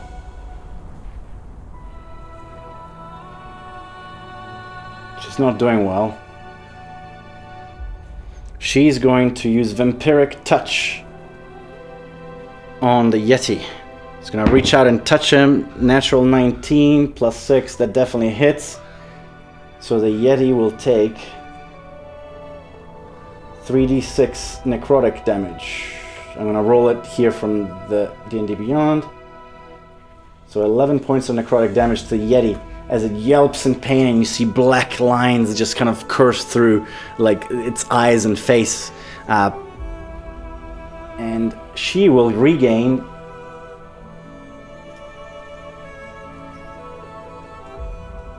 5 hit points. If you can keep track of that, Oreo, and then she will.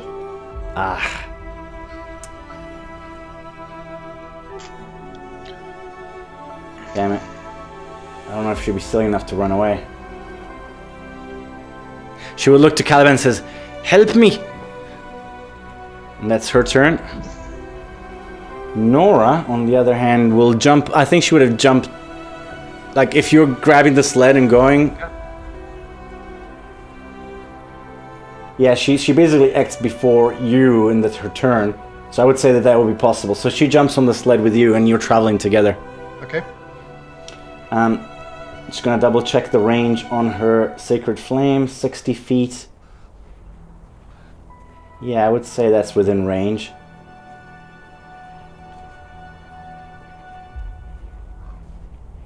Okay, so the Yeti has succeeded at a dexterity saving throw.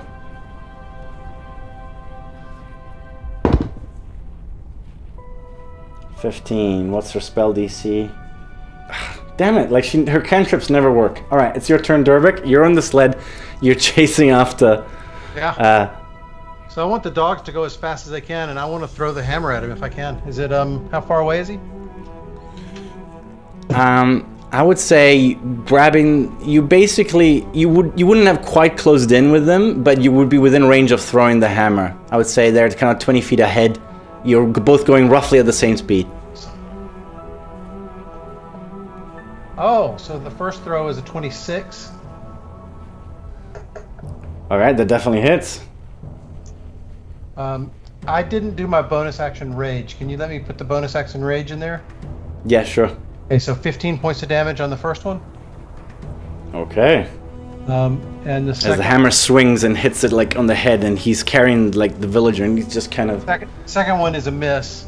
And I'm shouting out to them in Yeti, give me back my companions. Roll an intimidation check. They understand you. No, it's only a 12.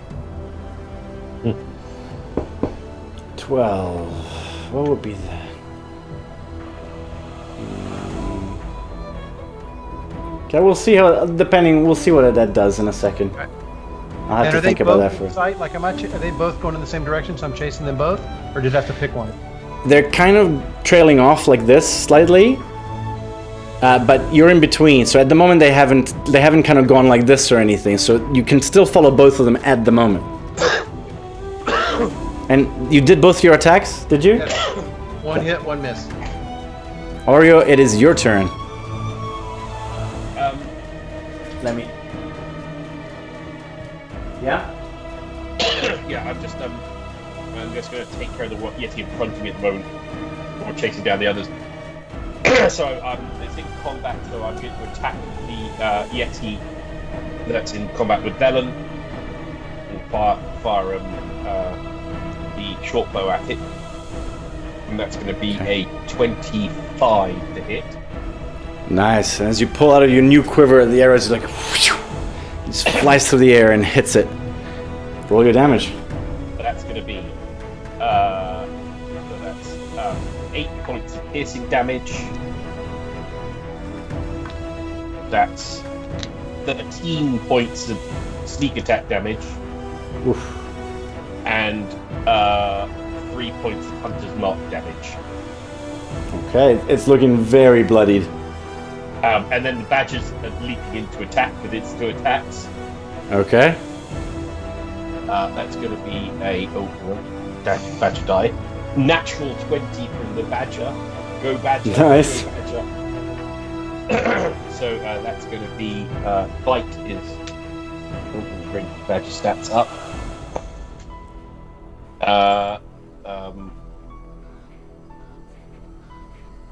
7 points of piercing damage from the bite from the badger. Then its second attack, it's going to be a 21 to hit with its claws.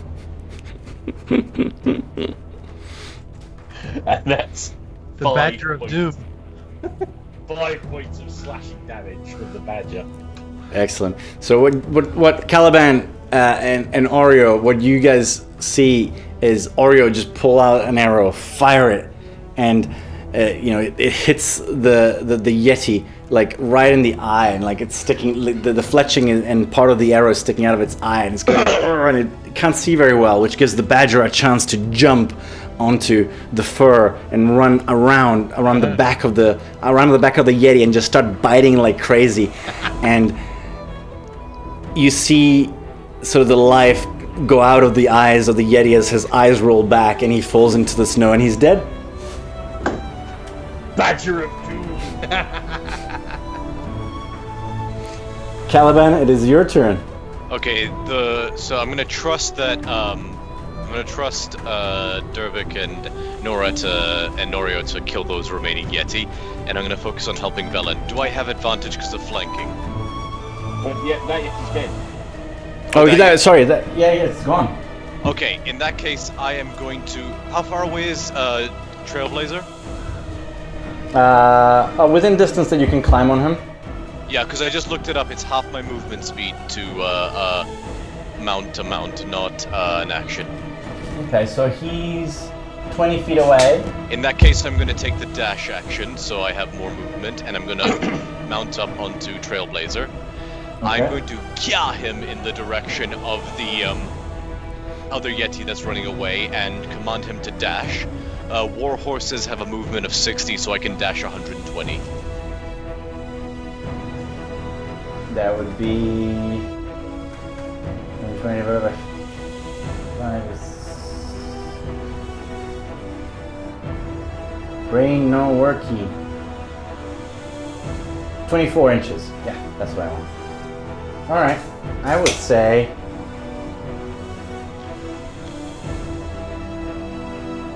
drawing the lance as I go. Yeah, you're basically side by side with Dervik and Nora chasing him down. Cool. Chasing them down. I got the lance ready. Next turn I'm gonna try and ride him down. That's my turn, sorry, for clarification. Yep. So I'm just trying to decide what the Yeti would do. Been warned by Dervik.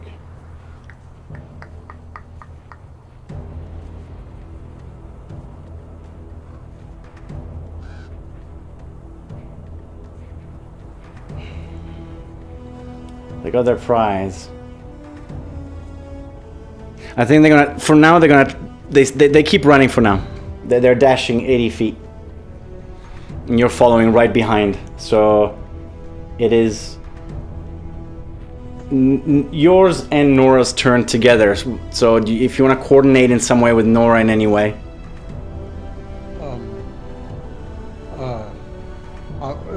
She can cast that spiritual. She had that thing where she cast a weapon that went out ahead and banged on people. I think that would be a great thing for her to do. Oops, sorry.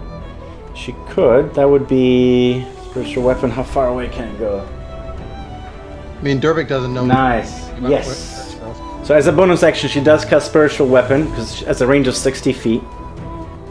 So she can. The problem is it only moves 20 feet a turn, but she will try this to try and get them. Okay. And so. Oh, I see. So it'll get them the first round, and then we'll fly on the second round. Yeah, but she's gonna try it because it hasn't worked the other things she's been casting. Okay. So it's a +6 to hit. It hits, and it's going to be how much damage? 1d8 plus 3. 8. So she causes 11 points of radiant damage with her sort of spirit. Sorry? 11 points of damage to the Yeti. That's what she does. Cool. All right, I'm throwing the hammer twice and trying to get the dogs to go faster. So that's a 23. Okay. 23 definitely hits. For 12 points of damage. Okay. As the hammer keeps battering the Yeti and he growls and roars back at you, he's trying to keep his quarry. An 18. 18 does hit. For 19 points of damage. And I'm shouting nice. at Yeti, there's still a chance you can live through this. How do you want to do this with the one that you've been hitting? I'm assuming you want to keep hitting the same one, by the way. Yes, yeah, definitely, yeah. I think if you're chasing a giant thing from behind and you're trying to stop it, I think, just crushing the spine right above the hips would be a really good throw. Nice, and it just goes limp, and like the guy falls out of his arms, and the Yeti kind of keeps trying to drag itself along, but we're not slowing down. We're now veering towards the other one. Yeah. The other one. Yeah, he would have seen this. Shouting at him, there's still a chance you can survive this. Roll an intimidation check with advantage. Come on, D&D Beyond Dice. Please don't screw me over yet again. A 1 and an 8. Or 10. 10? Yeah. Bruh. Okay. The Yeti will throw his quarry off to one side and just dash off to the other and make full movement into the opposite direction. Fantastic. So we're going to curve the sled around to make sure we can get to both of them and make sure they're okay. Because they're not too far away from each other now. Are you chasing down the last Yeti, No. Caliban, or Oreo, or any... Like, is anyone doing anything, or are we out of combat? No, I won't chase him down. Okay, then we're out of combat. Well done, guys. Save the townspeople. Well, also, Very nice. Yes, well, you know. They are unconscious, but Nora quickly revives them by healing them. And they're very... Oh, actually, let me just put the music off. They're terrified. They're like they've never really been out in this far into the wild, and they're just kind of shaking and just saying, "We want to go home. This is more than we bargained for. We could have died. We need to get them home." Yeah, we will be sending you home when it's safe to send you home. Imagine those creatures attacking you without our protection. And they sort of go, all right, but please, this is scary beyond all reason. No, it's actually quite reasonable. And I start diatribing about Yetis and their natural habitat and why they're hunting. I give them sort of like one of those bad geography teacher lectures about the natural habitat of a Yeti. 2 minutes in, Caliban will flick Oreo in the ear and give him a time and a place. Look, that says time and place, buddy. Oh, sorry, I just, don't get to use my Yeti knowledge very often. And I've got basically, also, by the way, I'm scritching the badger, who's now with me. And I've called him Doom. Hello, Doom. Murdered the Yeti on his... That was quite fun. Okay. But I assume you get your things and get going for Angajuk? Yeah. Okay. So... Let me put the dogs traveling, actually. There we go. You march on what you know is the last few hours of journey to take you to Angajuk. It's been a crazy few days, and you're fully expecting danger to come out from any corner at any time again. But, the first hour goes past and just see empty tundra. On one side, icebergs and sea. On the other side, just the open wastes and Kelvin's cairn in the distance, poking its head above the clouds. Until you arrive at an open kind of sort of bay that you can tell if the ice wasn't completely frozen, this would be a good place kind of for mooring. And you see off the edge of a small cliff a jetty with a boat that's kind of sitting on top of the ice and a small domed cabin facing the bay. And in maybe 50, 60 feet out into the frozen bay is a stone arch with a small kind of mooring and jetty on it as well. And on there you see a large iron bell. I may be mistaken, but that possibly is Angajuk's bell. And I will ping you the map, so you guys get an idea of what it looks like. We should at least get advantage on perception rolls to determine that, right? Exactly.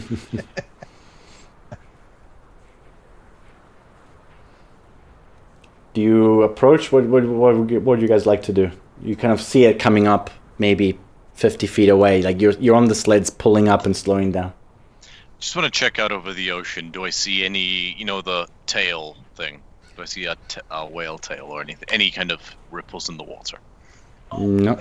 As you get closer, you notice that there's a part of the ice under the arch that appears to be kind of exposed. So like you can see the water there. There's like a little pool, basically, right under the arch of open water. Dre, does Ungachuk speak to people in common, or how do people communicate with him to negotiate passage and destination? He does speak. He does speak in common to people. That you know. I would say, just because otherwise it wouldn't make sense that you wouldn't have already been talking about this, that you've never actually met him, so you're not sure about the details. But people that have told you that he just speaks like a human being. I've been here less than 3 months, and I met both a plesiosaur and a moose that could talk, so a whale wouldn't shock me at this point. No, not at all. Is there any odd body around? Is there any people around? Not that you can see. Like I said, there's a stone cabin, but you haven't approached it.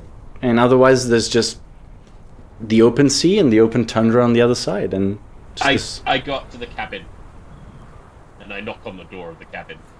Okay, as you approach, it's got a bloated door covered in ice, and dormant barnacles hang slightly ajar on rusted hinges. You knock on the door, yeah? Yeah. No reply. Can I try and open the door? Yep. You go to turn the handle and kind of open it, and kind of it's a bit kind of stiff, and it's very cold even through the gloves, but it kind of goes.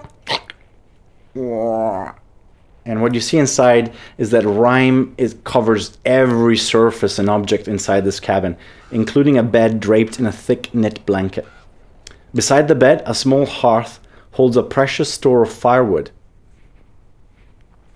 And yeah, but that's all you can see. Just a very small cabin.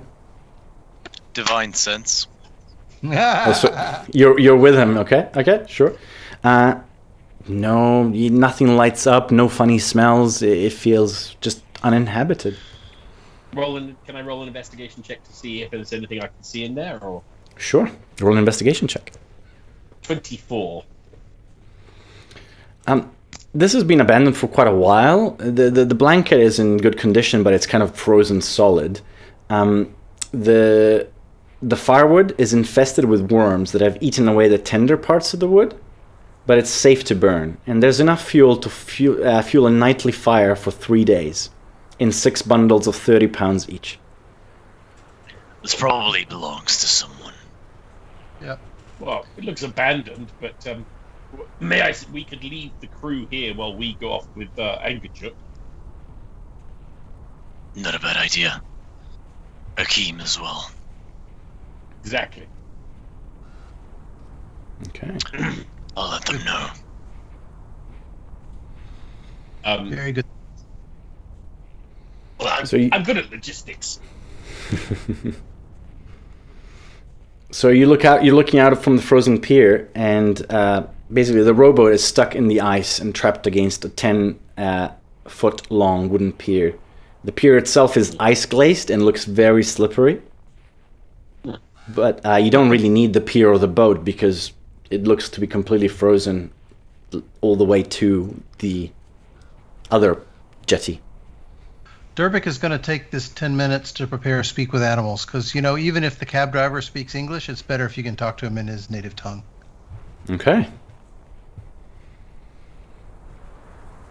Shall we go and ring the bell, ladies and gentlemen? Yes. I can do that. Okay. I will go ring the bell. Okay. Well, you have to travel across the ice. So do you all travel across the ice to the...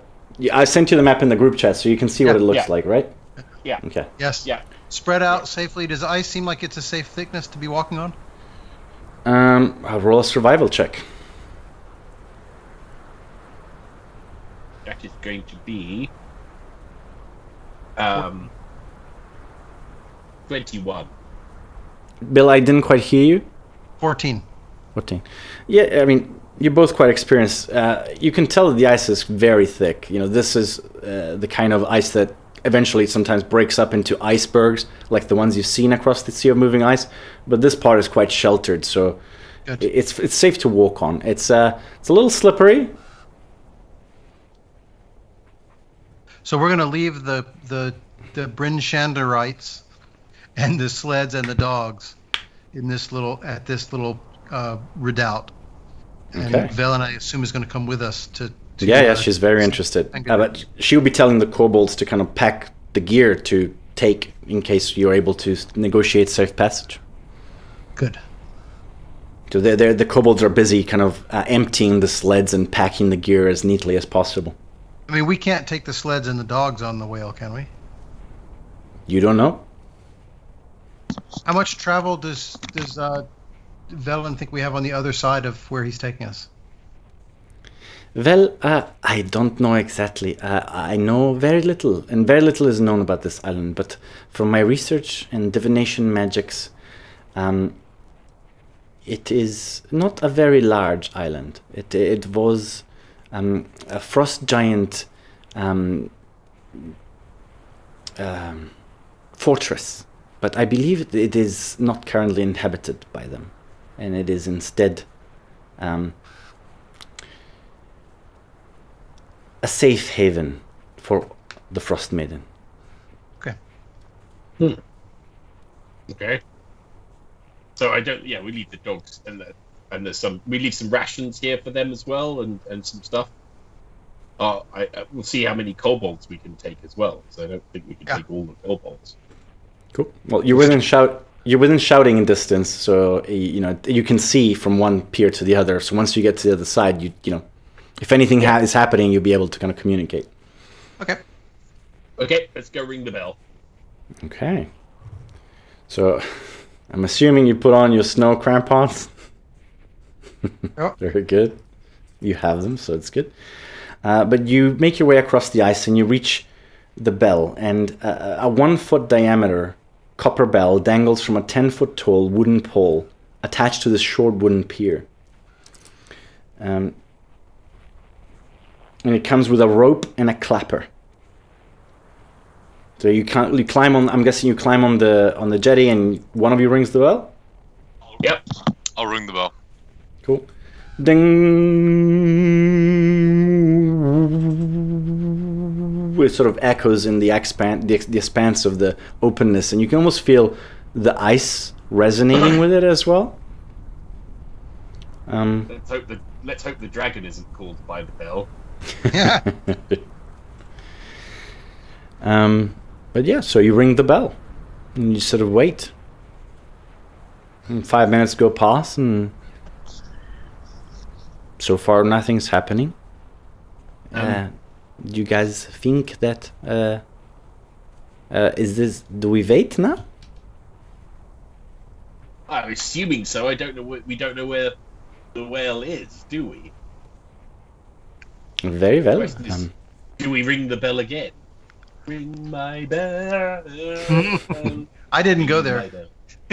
I've worked retail before, and I know the worst thing is when a customer rings the bell multiple times demanding service, so let's give it a minute. Very good. During this time, actually, DM, can I, with the help of my more knowledgeable party members, try to come up with an animal, like the best water mount I can think of, that I could turn Trailblazer into? Sure. Yeah, if you want to try and do that, if they have kind of knowledge about... Well, I mean, do you need to have seen a creature to use that? Does it say in the style? I'm guessing no, but... So I've seen like a walrus before, so I could probably do something like that, but I'm trying to think if there's anything a little better. And I'm going to ask, I can turn Trailblazer into a walrus as well, so he can ride alongside, but I'm wondering if there's anything more appropriate that you can think of, Oreo, with your knowledge. It looks like we're going under the ice to me. I don't know how this is going to work. Oreo, roll a survival check. That's going to be 19. You sort of look at Caliban and think, if he goes in the water with all that armor and no resistance to cold, he'll be dead in about 10 minutes. Not me, just so I don't have to keep re-summoning him. Alright, I was just making sure that we got that out of the way. So that it didn't happen. Well, how about we could have a dolphin?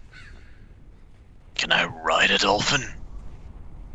Well, you. Well, that's what I'm saying. You can't ride him because you'd freeze to death if you ride. If you actually ride him, you'd freeze to death. Yes, but it's not like find familiar, it's find steed. It has to be a rideable creature, something that fits the description of a mount.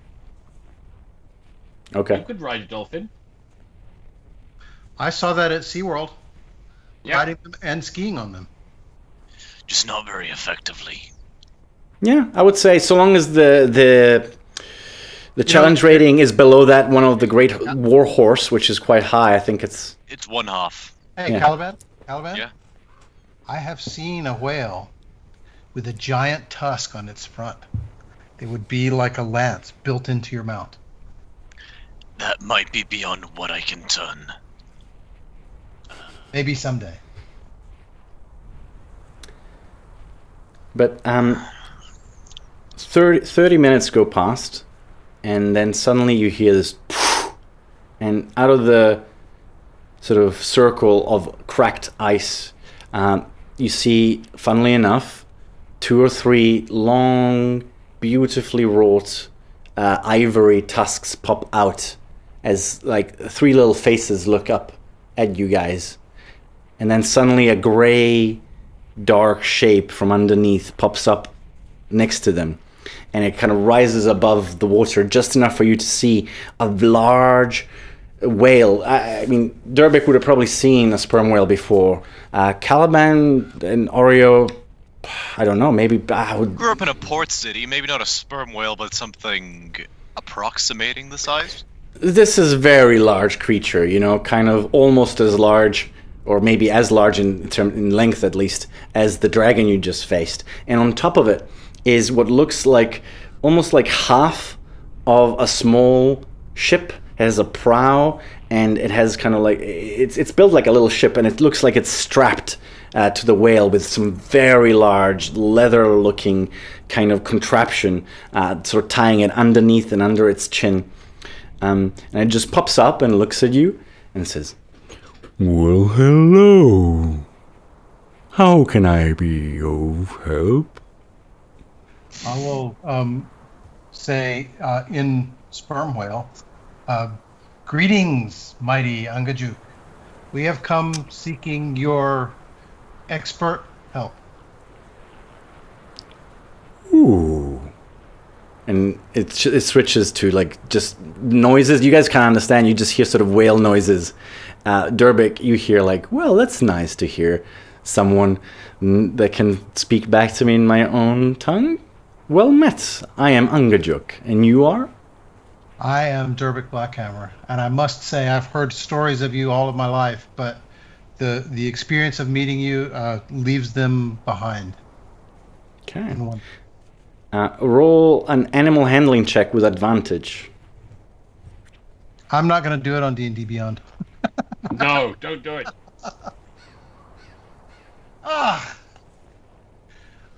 That's only a 7. Okay. But, you know, it's quite happy that you spoke to it in its language. You know. But good to know. Thank you. And it turns back to common and says, and who are you? Greetings, I am Oreo Nostril. Well met. Well met. Valen goes, I'm Felin. And Nora also says her name. Caliban, a pleasure. Very good. How can I be of service? We'd like some transportation, please. Velen, where are we going? Yes. Yeah. Well, I don't... And you guys notice that Angajuk has got some very deep scars on its along its pectoral fin and body. By the way, you kind of notice there's some deep grooves, like something gouged it. Valen says, "We are looking to make our way to the what's the name of the island? I keep forgetting the name of the island.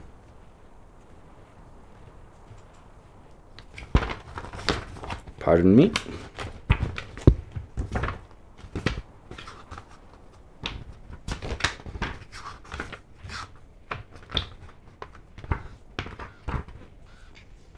Sorry, I do apologize.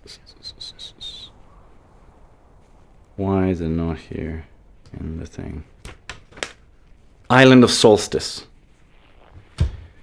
Ooh, that is not a very nice place. We are, however, Why do you... we are, however, nice people who need to go there in order to achieve some very good goals. I know where it is. It moves, you see. It's not interesting. always in the same place, but I can find it for you. That would be amazingly helpful. Why do you want to go there? Well, don't know. Caliban, you're the more erudite of the three of us. Maybe you shall explain what we are setting to achieve.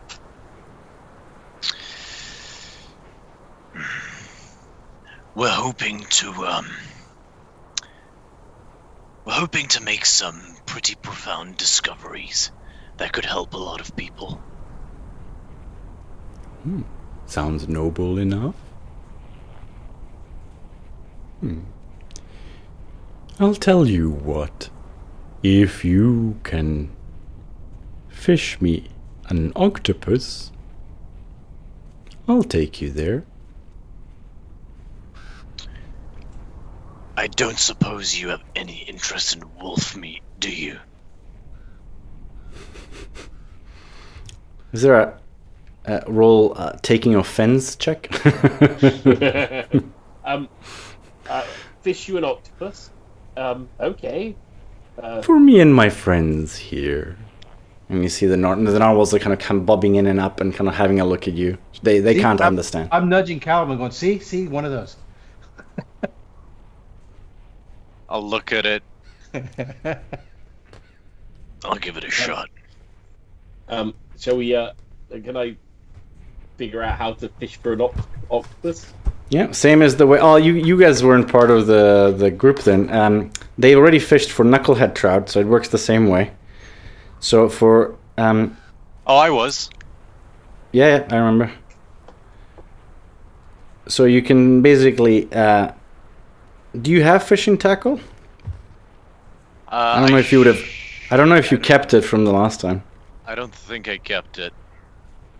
Let me double check. Well, it doesn't... It says here to let you do it, so I'm assuming that it's fine. But, okay, so for every hour spent fishing, you roll a wisdom, a survival check. And depending on what you do, I'll let you know what happens. All right, I will give it the first go. I get some fishing. I make some makeshift fishing tackle and sort of get the quarter staff and throw it in the staff and throw it into the sea and start humming.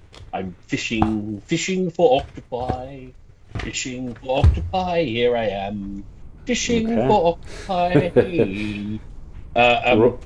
That's an 18. 18? Okay, no problem. So it does take about half an hour, and then suddenly you feel a jerk. And I'm going to need you, if I can find the octopus stats, to roll a contested strength check against the octopus. If I see Oreo getting tugged, can I grab him by the shoulders and aid him? Sure. I need some help. Give me the pole. I hand Caliban the pole. Because I'm like, I have the skill, but not the strength. Oh, is he allowed to do that? Well, it's quite quick. Like, as soon as it pulls, you have to roll. I would say he can roll with advantage because you Okay. grab, but it's basically a dexterity saving throw type of... No, it's a contested strength check, sorry. So I rolled for the octopus, which quite luckily is not very strong.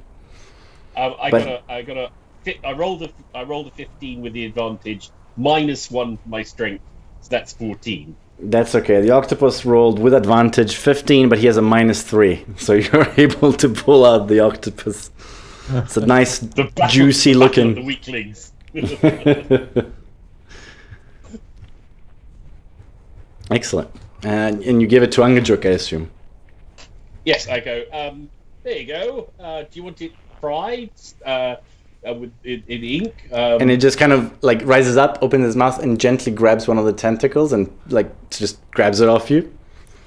And then it seems to make some sort of high-pitched sound, and the other, his mates kind of come and grab like a little piece each on each corner, and they just pull it apart.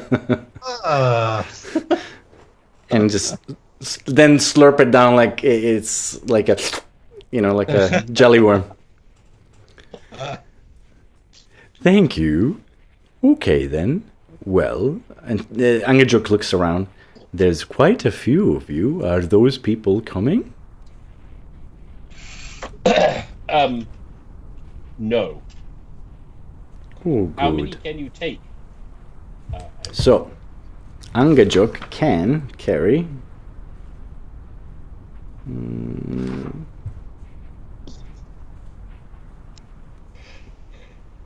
Sorry, they should really put it... I mean, a sperm whale's There we gotta go. be 60 feet long, right? So that bubble's got to be 30 feet long, just if the diagram's to scale.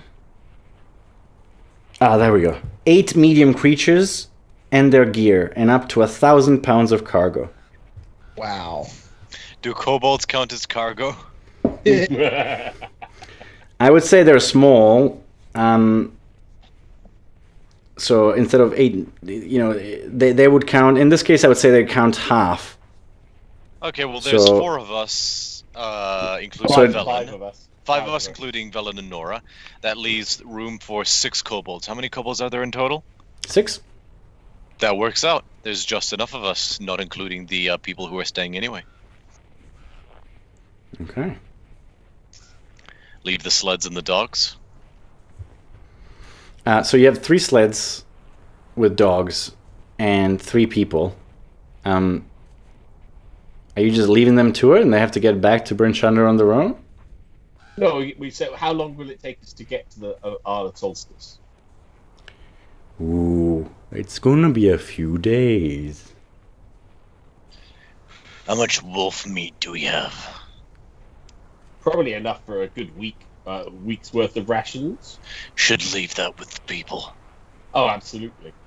I think we can give them a choice. They can stay here, and we'll be back in a few days. Or, if they'd prefer, they can take one of the sleds and make their way back to Bryn Shander. How's that? Okay. Very well. Cool. Well, don't have to roleplay. I would say that they're quite happy to just hide in the cabin and wait for you guys to come back. They don't feel safe going back. Okay. And you can always fish for octopi. I say. Oh, Running out of food.